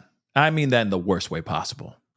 But let's continue. Stephan then stated that he was 90% sure he was in the smoke shop parking lot at around 10 a.m., which was not true. He was on a highway driving a completely different direction. This man is dog water. I asked Stephan if he returned to get his key fob. Jenny had gone inside, or Maddie had gone inside with him. Okay. He said if he returned to get his key fob, if Madeline had gone inside with him. Stephan stated she had not because she was asleep. I asked Stephan again about the location where he got his flat tire. Stephan stated everything looked the same, and he was drawing a blank about any specific businesses, and only recalled pulling into a plaza. Stephan stated he was driving towards John Young Parkway and US 192 when it occurred. Stephan recalled going to Target on US 92 near Walmart and was going to the House of Cards, but got a flat tire somewhere before he got to Oak Street. Stephan was not sure how long it took to change the tire, but he believed he returned home at approximately 14:35, so 2:35 p.m.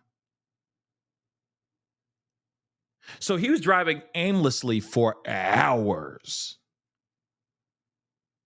allegedly. And then suddenly he popped a tire. He changed that tire, which apparently took 15,000 years to fix. And then he returned home several hours later at around 2:35 p.m. We already know the end result here, guys. But like I said, the lies that he's putting out here are not mathing, right? It's not good. Stephan again apologized and stated his brain did not work properly because he had ADHD. Oh my God. I wish I could use that excuse anytime I get in trouble. Oh, ADHD? I just blame it on ADHD. I just didn't get, damn ADHD. While speaking with Stephan, I noticed he was wearing a blue shirt. In the videos earlier in the day, Stephan was observed wearing a red shirt. Stephan stated he had not changed clothes since the previous morning and did not believe he had showered either. I could smell the stench from this paperwork.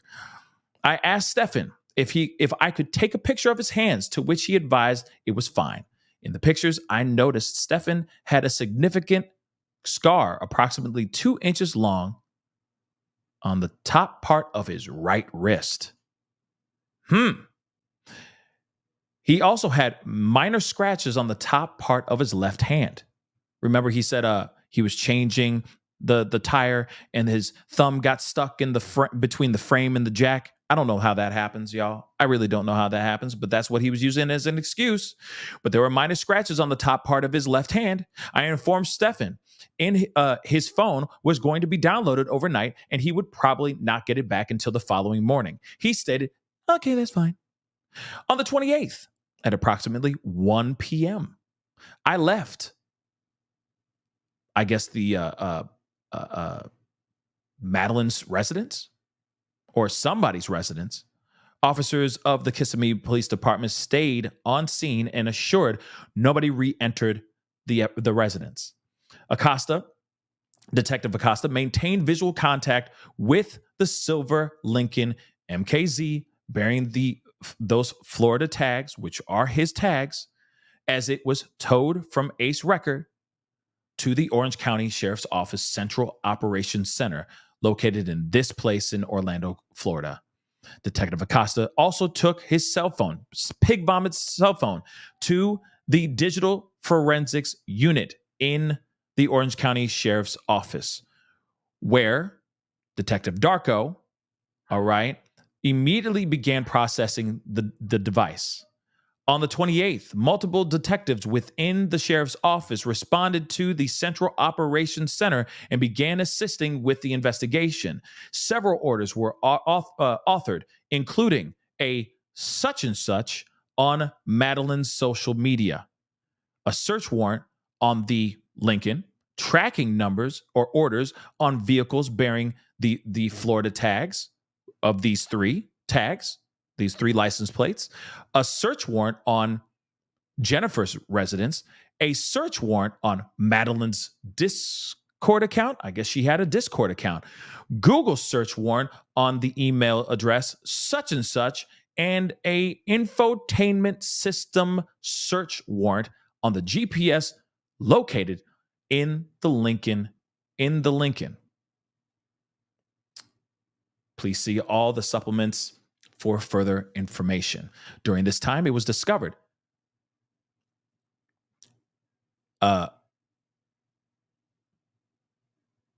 such and such vehicle had been driven. I guess it was Jennifer's vehicle, had been driven on the 27th between the hours of 3:27 p.m. and 4:25 p.m. in the area of US 1:29. Okay. Jennifer's vehicle had also traveled on February 28th between the hours of 4:42 p.m. and 10:55 p.m. between US 192 and Southwest to Northport, Florida. After Stephan's phone had been successfully downloaded in the morning of the 28th of February, Sergeant Stemenik, hopefully I'm saying that right, within the digital forensic unit, contacted Corporal Avila to advise him there was child SAC SAM. Okay, so that's what that stands for. Child SA material on Stephan's phone. This is when it gets thick. During a review of the pictures, we observed several images that contained Maddie performing unthinkable things.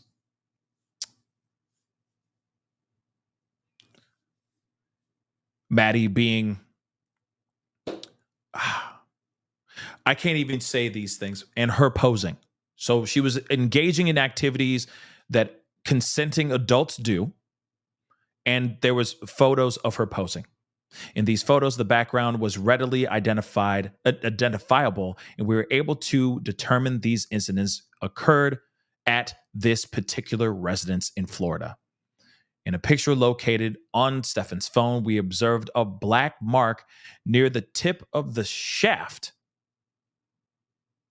in the picture of this whatnot. At this time, Kissimmee Police Department was advised of the findings, and Detective Brandon, I'll just say that because I don't know how to pronounce his last name, and Detective Morris responded to the Central Operations Center. The search warrant for Jennifer's residence was served on the 28th of February at approximately 8 o'clock in the morning.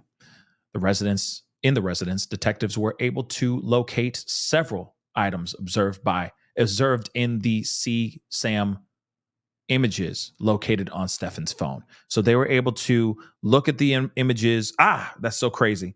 But look at these images and look past the gruesome footage and see in the background, okay, I see, there's a vase, or there's there's something, obviously, like there's a photo or a painting on the wall. Obviously we know this is going to be, we need to go inside and see to make sure that this is all happening in this residence. They go inside the residence and see that the background matches the background in these photos. Okay. While conducting the investigation early on the afternoon of February 28th, members of Jenny's family requested to travel to the Orange County Sheriff's Office Central Operations Center to attend the press conference. Jenny and Pig Vomit were offered a ride by detectives Hunt and Acosta. They agreed to the rides and were driven separately. I wonder why. I'm sure they were getting ready for something. Upon their arrival, Detective Corporal Ilgen, I think, and Detective Morris and I made contact with Jenny. As we spoke to Jenny, members of the Violence Crime Squad's VCS continued to canvass the area for video surveillance. Prior to finishing the interview with Jenny, I was advised the VCS had located a video of Stephan discarding something in the trash compactor located in the apartment complex on the 26th of February at around 7:35 a.m. In this video, they observed a female wearing a green sweater in the front passenger seat of the vehicle. The female appeared to be completely slumped over and with her mouth ajar. At this time, Detective Bellardes established custody of the trash compactor until Waste Management arrived for their regularly scheduled pickup. This particular Bellardes then followed the trash compactor to this particular area in Orlando, where the compactor was emptied. Contact was made with the waste management district manager, Antonio Roman, who provided a separate area for the compactor to be emptied. Antonio was provided an appropriate date and time that Stephan Stearns was seen throwing a tire into the compactor. Based on that information, Antonio was able to provide an approximate location where the tire would be located in the context of the compactor. The sheriff's office forensic unit responded to the location and was able to locate the intact tread of a tire, which they advised matched the tread pattern of the rear passenger tire of Stephan's vehicle. In close proximity to the tire, the crime scene investigators located a white trash bag that contained a black backpack with what appeared to be a purple Hawaiian print and a white croc. Inside the backpack, CSIs located an Orange County public school computer with Maddie's name on it. Based on this information, it was determined the backpack and its contents belonged to Maddie. The forensics unit collected the tire, backpack, and croc. Upon reviewing the evidence, it was determined the Kissimmee Police Department would be taking the lead, and the case would subsequently turned over. The Orange County Sheriff's Office remained active in a support role. Detective Ilgen, Detective Morris conducted a video and audio recorded sworn interview of Stephan at Central Operations. After his interview, the Orange County Sheriff's Office Forensic Unit responded to interview room 1 in the Central Operations Central in reference to a DNA search warrant for Stephan. Upon this warrant, the CSI took several pictures of his body, his nether regions, and collected all of his clothing. Detective Junko and I located a black mark on his private area, which was consistent with the photos that were seen on his cell phone. Pictures of Stephan's scar on his right wrist were also taken. Stephan was taken into custody for the arrest warrant authored by detectives with the Kissimmee Police Department for SB, familial custodial authority, and possession of material sexual performance with a little. Following the interview and the search warrant, Jennifer's car was towed to Central Operations Center. All right, let me just take a little bit of a break there, a little bit of a breather there. Woo! Oh. Okay, guys. So, yeah, this man's trash. I mean, we can all agree on that. Jennifer, I agree. You know what I mean? This is an evil man, okay? This is an evil, evil, evil, evil man, all right? And we now know that she was seen when he was dropping off. And we already knew a little bit about this during the press conference that they gave. They said that they could see that she was already gone when he was dropping off her book bag, tossing it in the trash compactor, right? It's bad and absolutely terrible, right? But yeah, Leah, I'm going to get some water real quick. But this is heartbreaking information, right? This is the absolute epitome of evil, right? And it still blows my mind that this is actually a real thing. But thank God for law enforcement. I'm just going to say it. Gang, gang. Let me just be real. I will always give law enforcement props, credit where credit is due. They did the damn thing. They were able to do reverse math, catch this man in his lies, which were terrible, and go, nah, the math ain't mathin'. You are literally the last person to see her alive, and we are about to just dismantle everything. You keep changing. You keep moving the goalpost. You keep lying. Excuse me, guys. You keep lying through your teeth. This is very, very bad, right? Very, very, very, very, very, very, very, very bad. So this is not making him any better. This is not helping his cause, period. Okay? Period. So, like I said, thank God for law enforcement for doing their due diligence and breaking this down and catching him in his lies like that. Just bang, bang, bang, bang. I'm very thankful for that, for sure. Okay?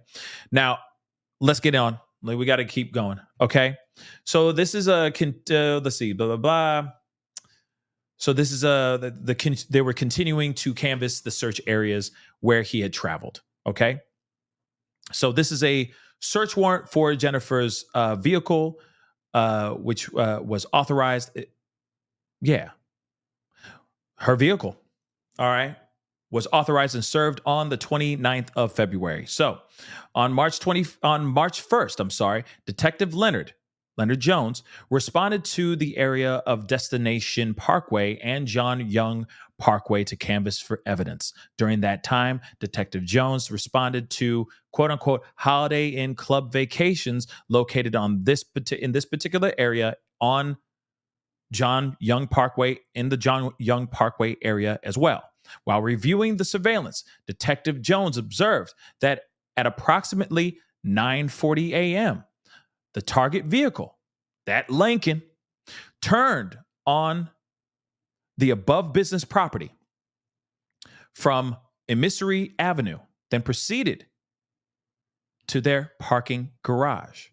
While in the parking garage, a male wearing a dark hat, that dusty hat,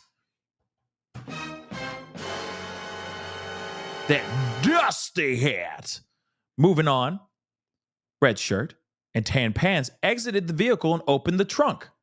The male then walked to the front passenger side of the vehicle, opened the door, and proceeded to carry what appeared to be a limp body to the trunk of the vehicle.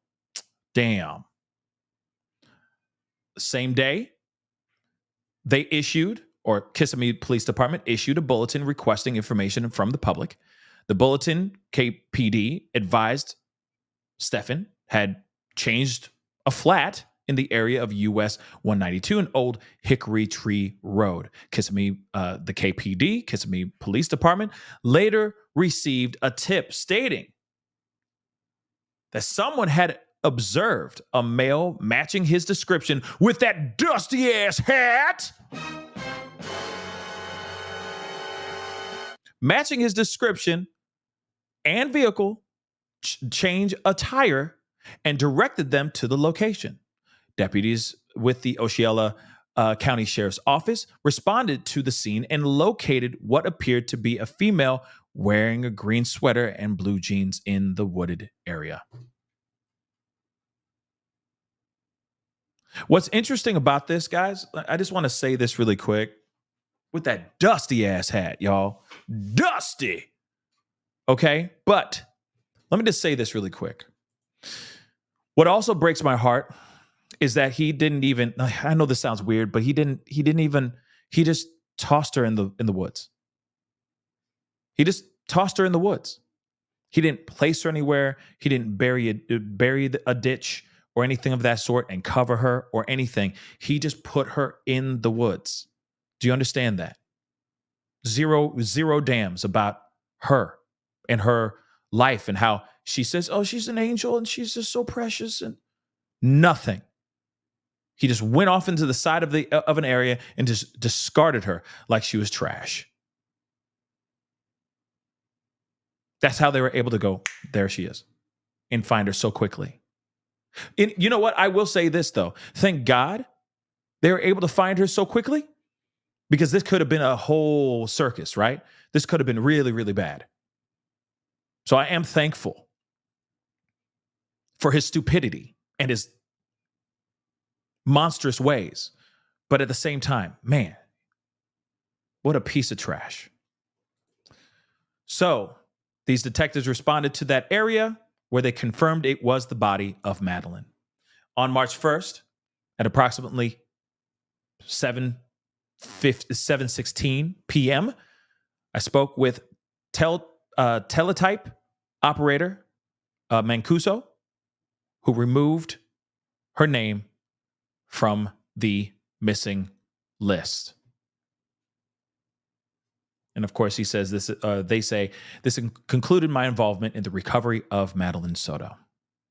Like I said, I'm thankful for 5050, right? I'm extremely thankful for 5050. But let me continue on. I'm looking to see, because we got more.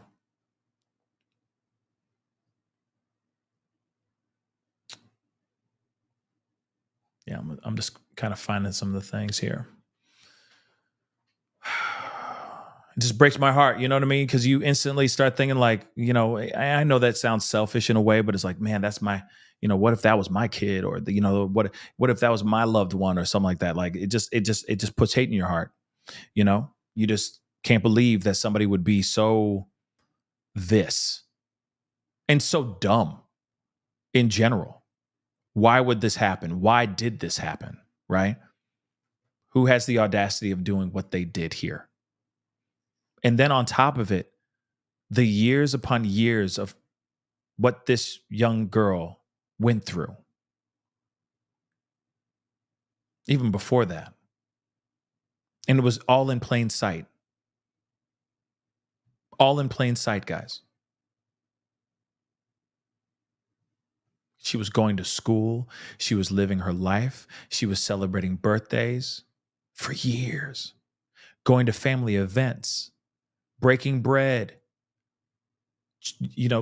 cheering into the new year, celebrating holidays and other people's birthdays, all in plain sight for several years. It's crazy.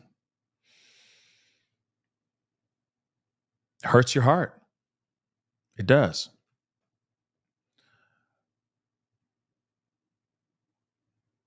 Sorry, hold on, guys. I'm trying to. All right, these are all kind of a smattering of different things, but we're going to look at these two here real quick. Okay. And please do me a solid real quick before we continue on. I also need to go through these super chats here really quick. So real quick, thank you guys so much for the love. I really do appreciate the support. Okay.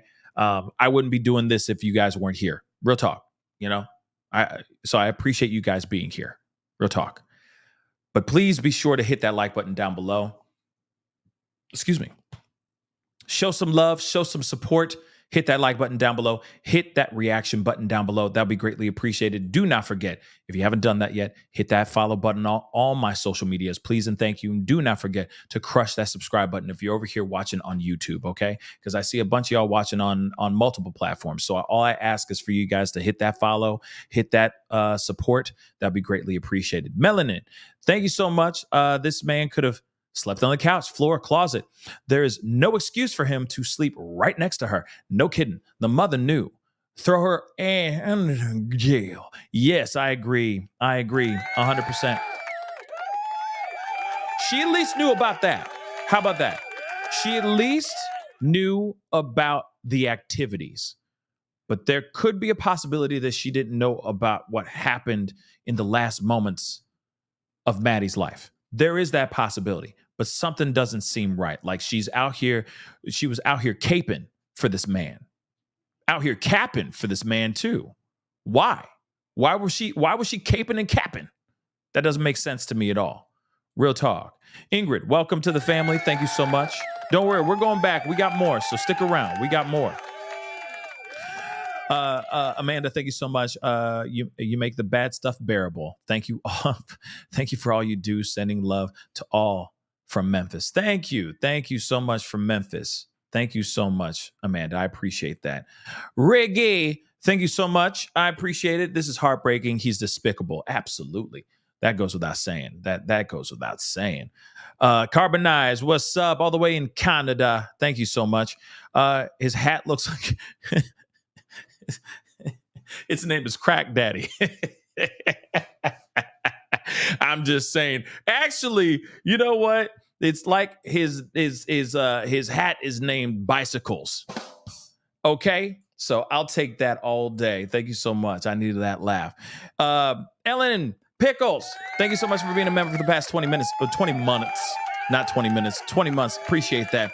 Really hurts your heart. Yes, it does. It really does, because there's a lot of people that deserve some.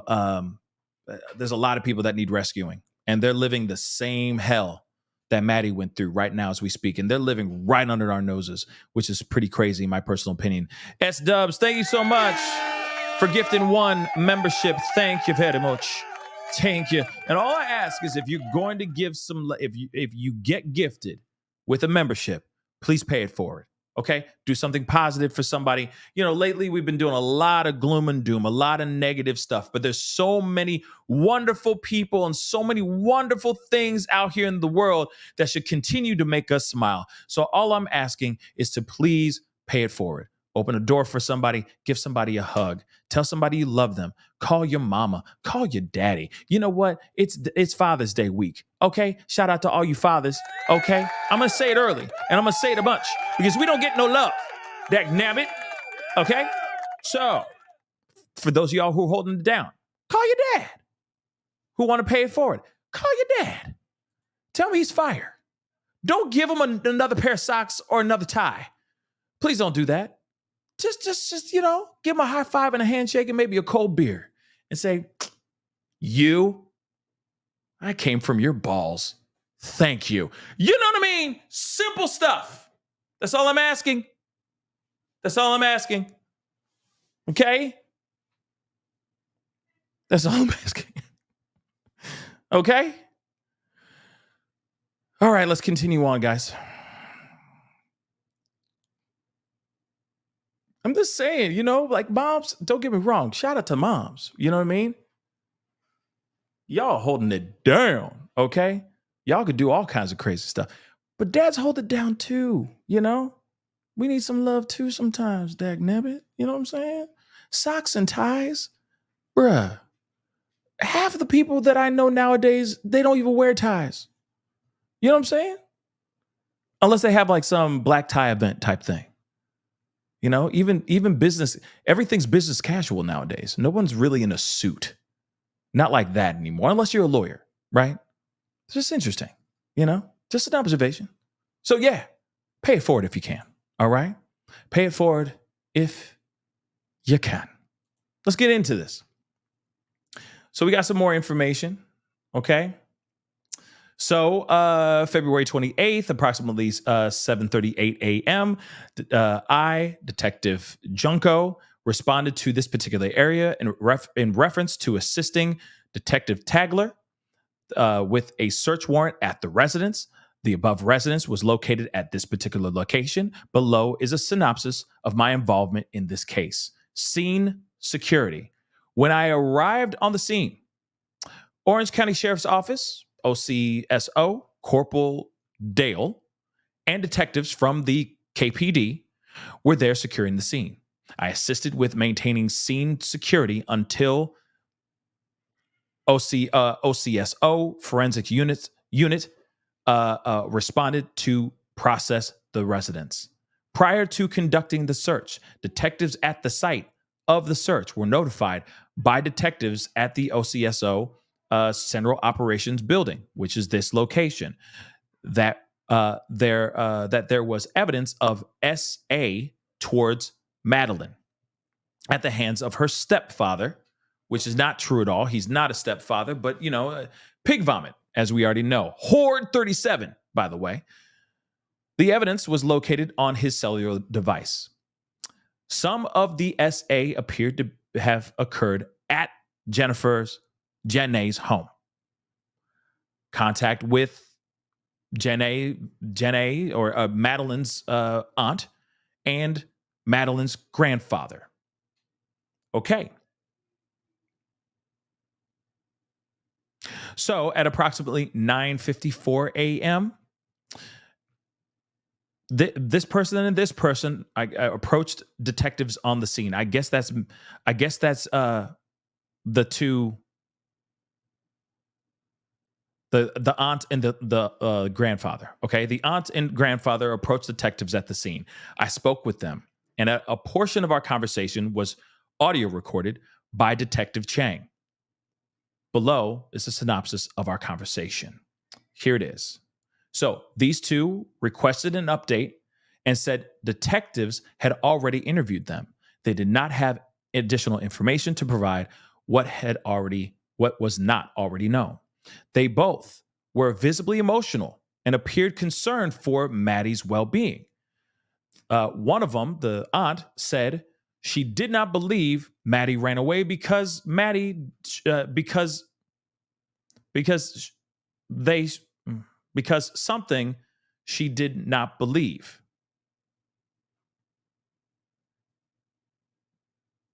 And Maddie would not do that. Okay. They described Madeline's recent birthday party or celebration and did not know of any reason why Maddie would be upset. To their knowledge, Maddie had not been in communication with any of their family members since she had been reported missing. Execution of search warrant. Room number 4. Let's not forget room number 4. Remember, room number 4 is the place where they would go and sleep whenever she needed to get whenever Jenna needed some sleep, when she needed to, quote unquote, sleep in or had bouts of anxiety. They would go and sleep in room number 4. So at approximately 11:30 a.m., I assisted with searching a room in the residence on the second floor, identified by a chrome number 4 on the outside of the door. Inside the room, I located a black backpack, which had one orange bottle of solo lotion in it.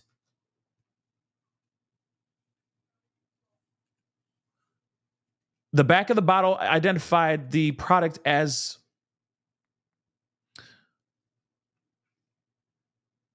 self-pleasuring cream. Does that work?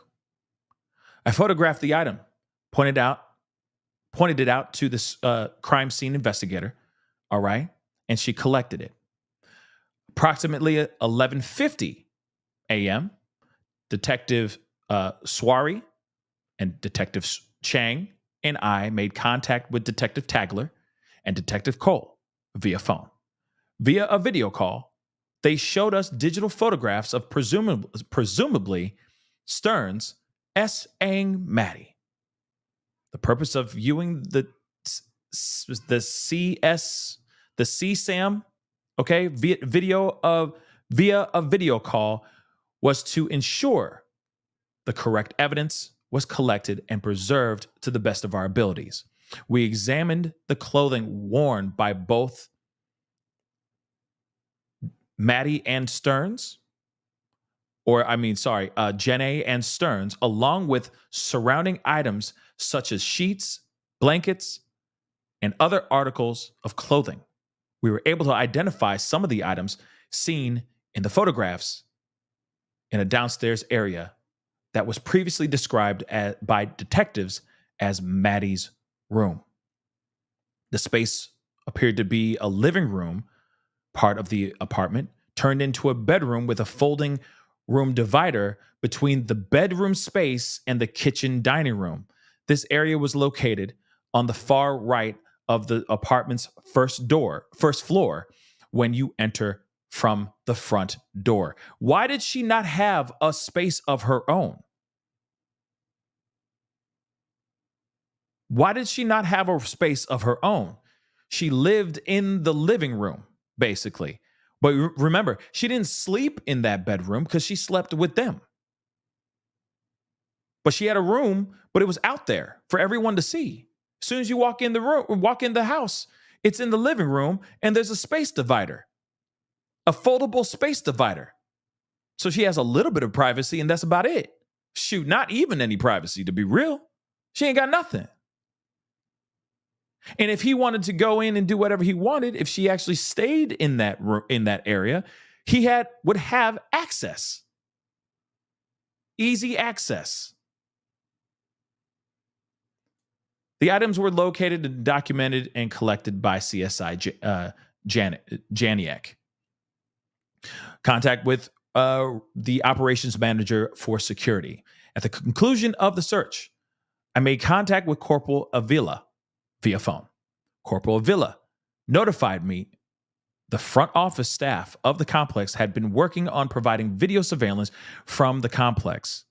An unknown staff member stated the process to provide the video was going to take approximately 6 hours due to how it was had to be viewed and downloaded from the system.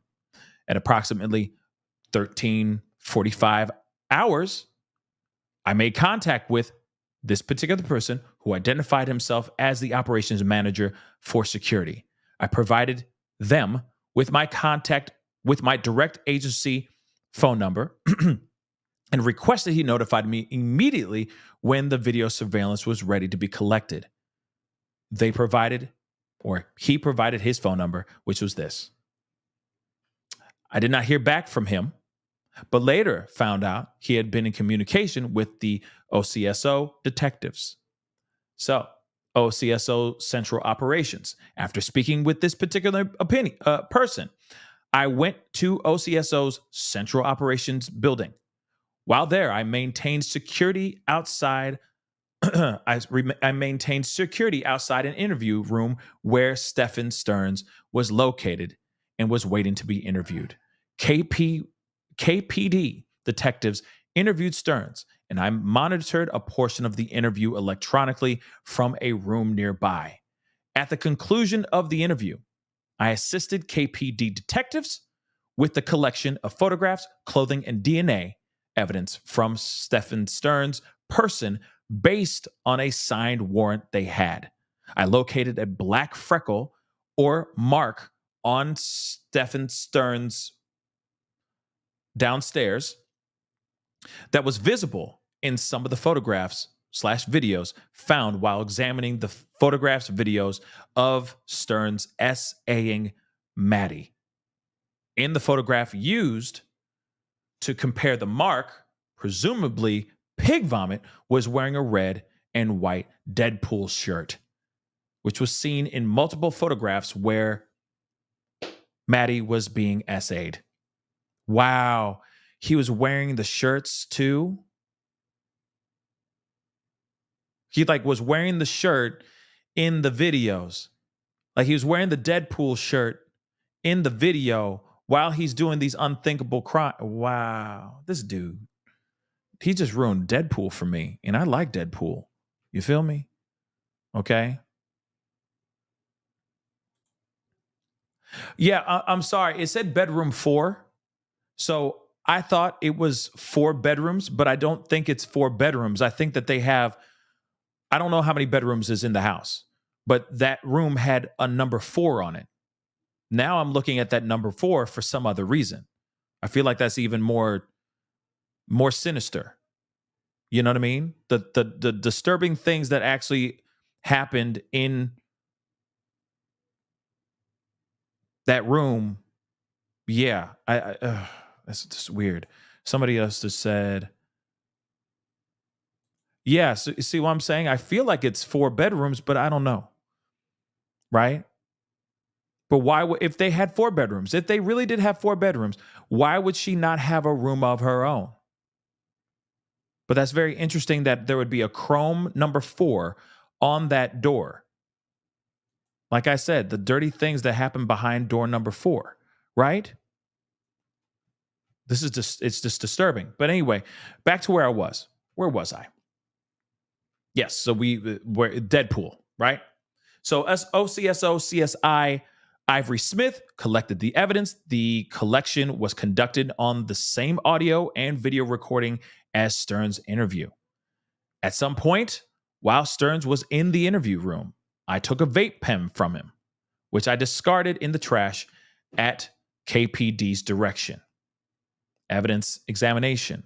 At one point, while examining the photographs of Maddie being SA'd, to ensure all potential evidence was collected, I located a photograph of Stearns with his face visible and his tongue on, I'm just going to say on Maddie. The photograph was titled This, and was found in an album full of photographs of Sam info of Maddie. Waste management information. On the 29th of February, Corporal Avila requested I gather information on the trash collection procedures at the complex Stearns and Maddie lived in at approximately, or Jenna lived in at approximately 10 o'clock in the morning. I made contact with WM Waste Management by calling this number. I spoke with Cree, who is unable to access the information for the requested address. They transferred them to another person that they are calling now Ray, okay, from the Florida area WM commercial department. He said WM collected the compactors from this particular area. The trash would be taken to the Orlando transfer station, all right? And it is unknown how long the trash would remain before it would be transferred to either this landfill, okay, the Pine Ridge landfill, or the Vista landfill. WM Waste Management was the residential hauler for all of Osceola County, meaning they picked up any trash from individual residences. They also hauled for any commercial property within the city limits of Kissimmee, Florida. So that's a lot. That's a lot of content, or that's a lot of trash, right, that they're covering. Let's continue on. Ray also said he was the only Ray in the Florida WM commercial department, but he could not provide a phone number to be directly contacted to him again. So he provided a more direct number for the commercial department. On March 1st, okay, emergency response team, okay? Let's take a look at that. Emergency response team on March 1st, 2024, at approximately 9:22 a.m., Corporal Avila asked me to respond to the 9400 South Park Central Loop in Orlando, Florida, in reference to meeting the OCSO ERT team. While there, I was the liaison between the ERT and the Criminal Investigations Division, CID. At approximately 12:40 p.m., I was notified ERT located large bones in the wooded area. I notified Corporal Avila, who was with Corporal Richards from the OCSO homicide unit. Corporal Richards instructed me to contact the medical examiner's office to show them the bones in order to determine if they were of human. I collected photographs of the bones and sent them to ME to this medical examiner. They are non-human. Okay. The ME stated the bones still needed to be collected and submitted to them.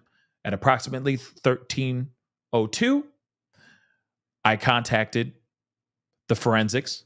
I spoke with CPI Janiak, who responded out to collect the bones. I documented this under this particular case number. ERT units located a camera on this particular address. I sent this information to Corporal Avila and requested he have a unit respond to check the cameras. Their OCSO's Violent Crime Squad located video footage of Stern's vehicle at the above address and were able to trace him to other nearby locations where I was told Stearns was seen moving Maddie from the front seat of his vehicle to the trunk. ERT located a pair of underwear and a dress in the same wooded area the bones were located in, but further south. This is what CSI and then CSI Janiak collected both items. March 1st, they received confirmation that Maddie had been located deceased in Osceola County. This concluded my involvement in the investigation. You know, like I said, it takes a village, guys. It takes a doggone village to make all this happen, right? Okay, I got one more piece, okay? And then this is like this is where I'm going to be wrapping up part 1 of this, okay? But we've gone into 40, 50 something pages so far. Like I said, we'll be combing through a lot more tomorrow on another show. You know what I mean?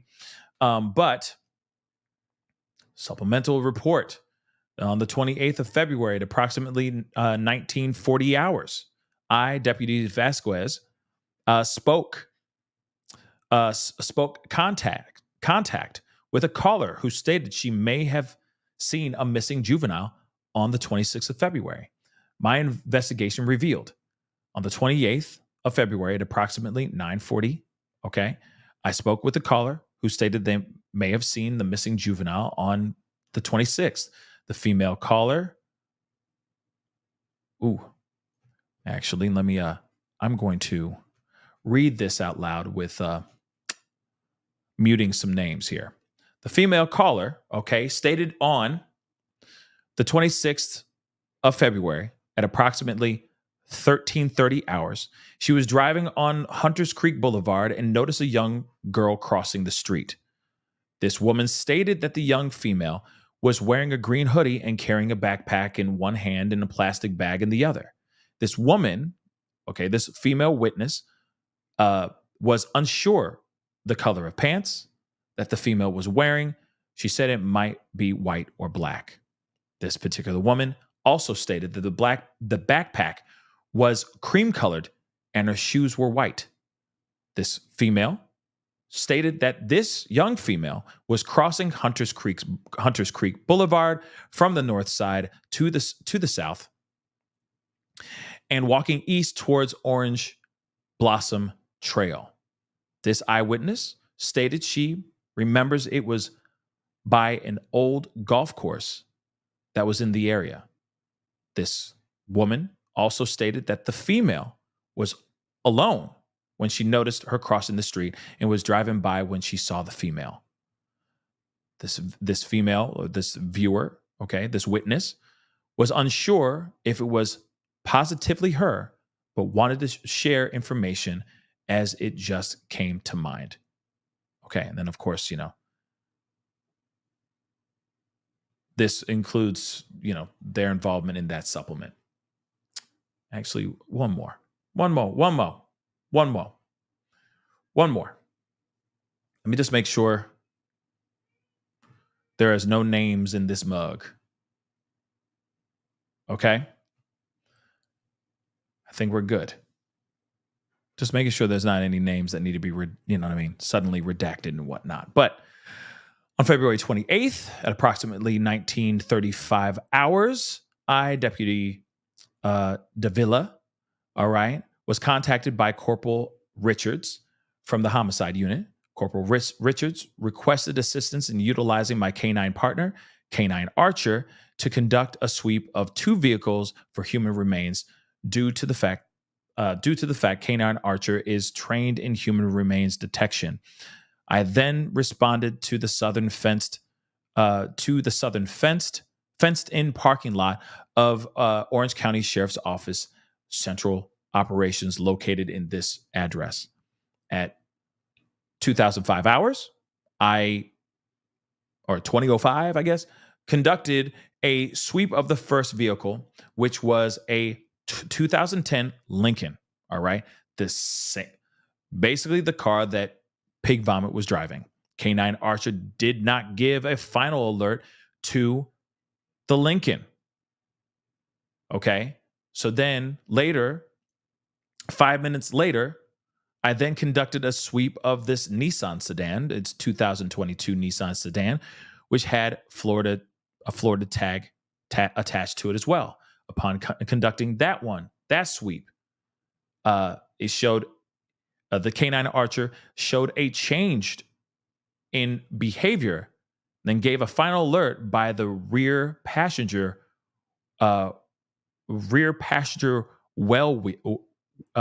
wheel well. Sorry. I informed Corporal Richards of the results. The sweeps were recorded on my agency issued body worn camera. That's interesting too. It didn't see What's interesting is it didn't see or it didn't detect Pig Vomit's car, but it detected something on the Nissan, which is also very interesting. Right? That's interesting, right? And we've been talking about all of these cadaver dogs and dog detections and all that stuff. So that is very, very interesting to me, right? Yeah, it didn't alert on Pig Vomit's car, but it alerted on her car. That's interesting, right? But we see footage of him moving her remains from the front seat to the back to the trunk of the car, and it didn't detect anything there. That's weird, right? That's a little odd, don't you think? All right, one last page, one last one.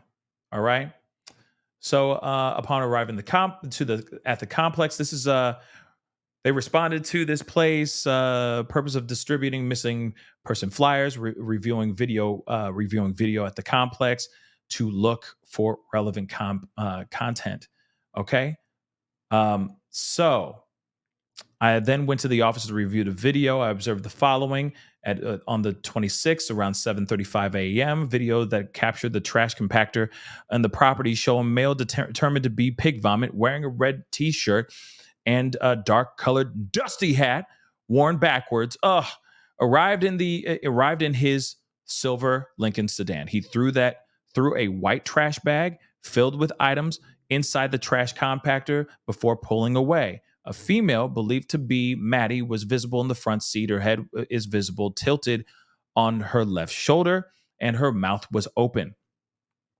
She was belted into the seat at 9:20 or 19 a.m.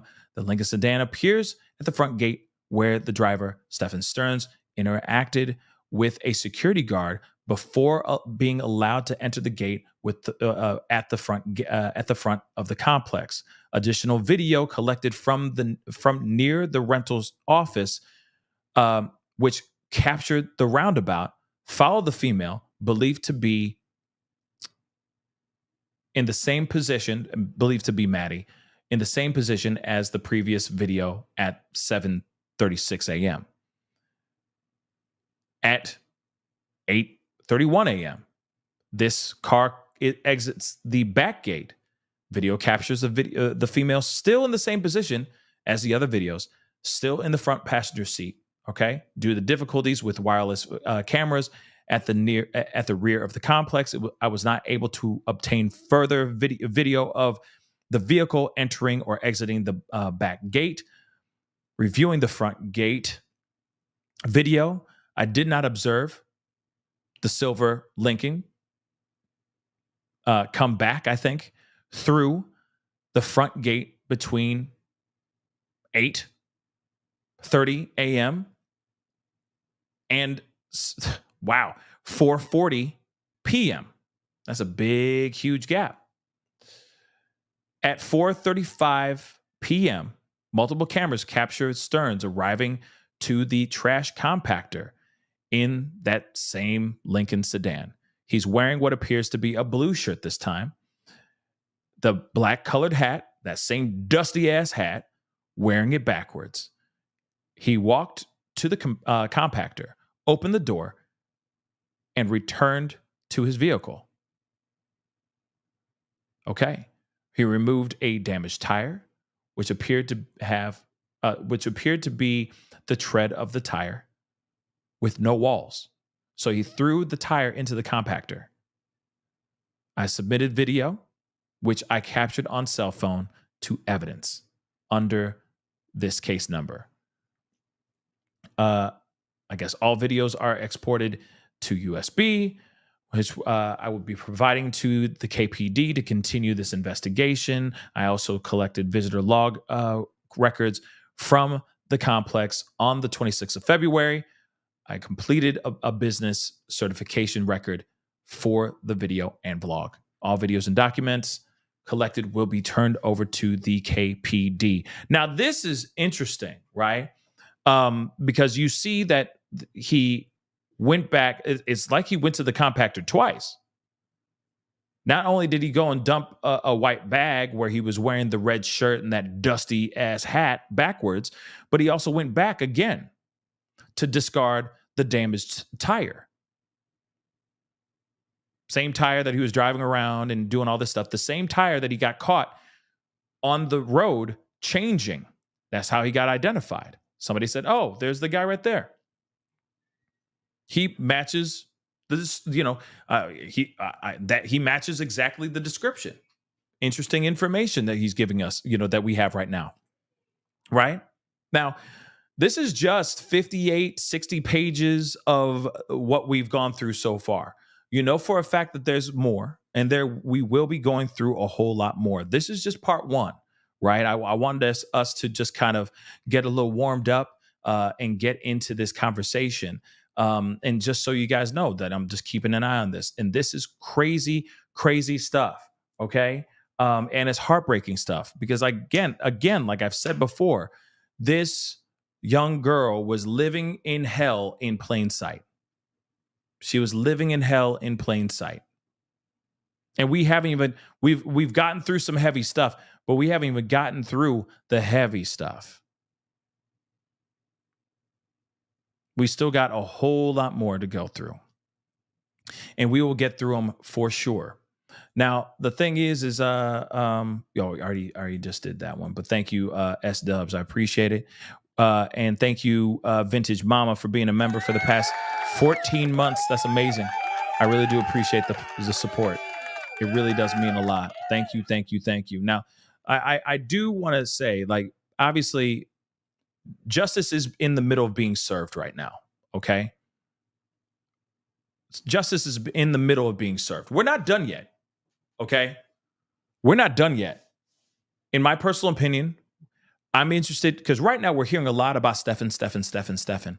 We've only heard a little bit about Jenna, right?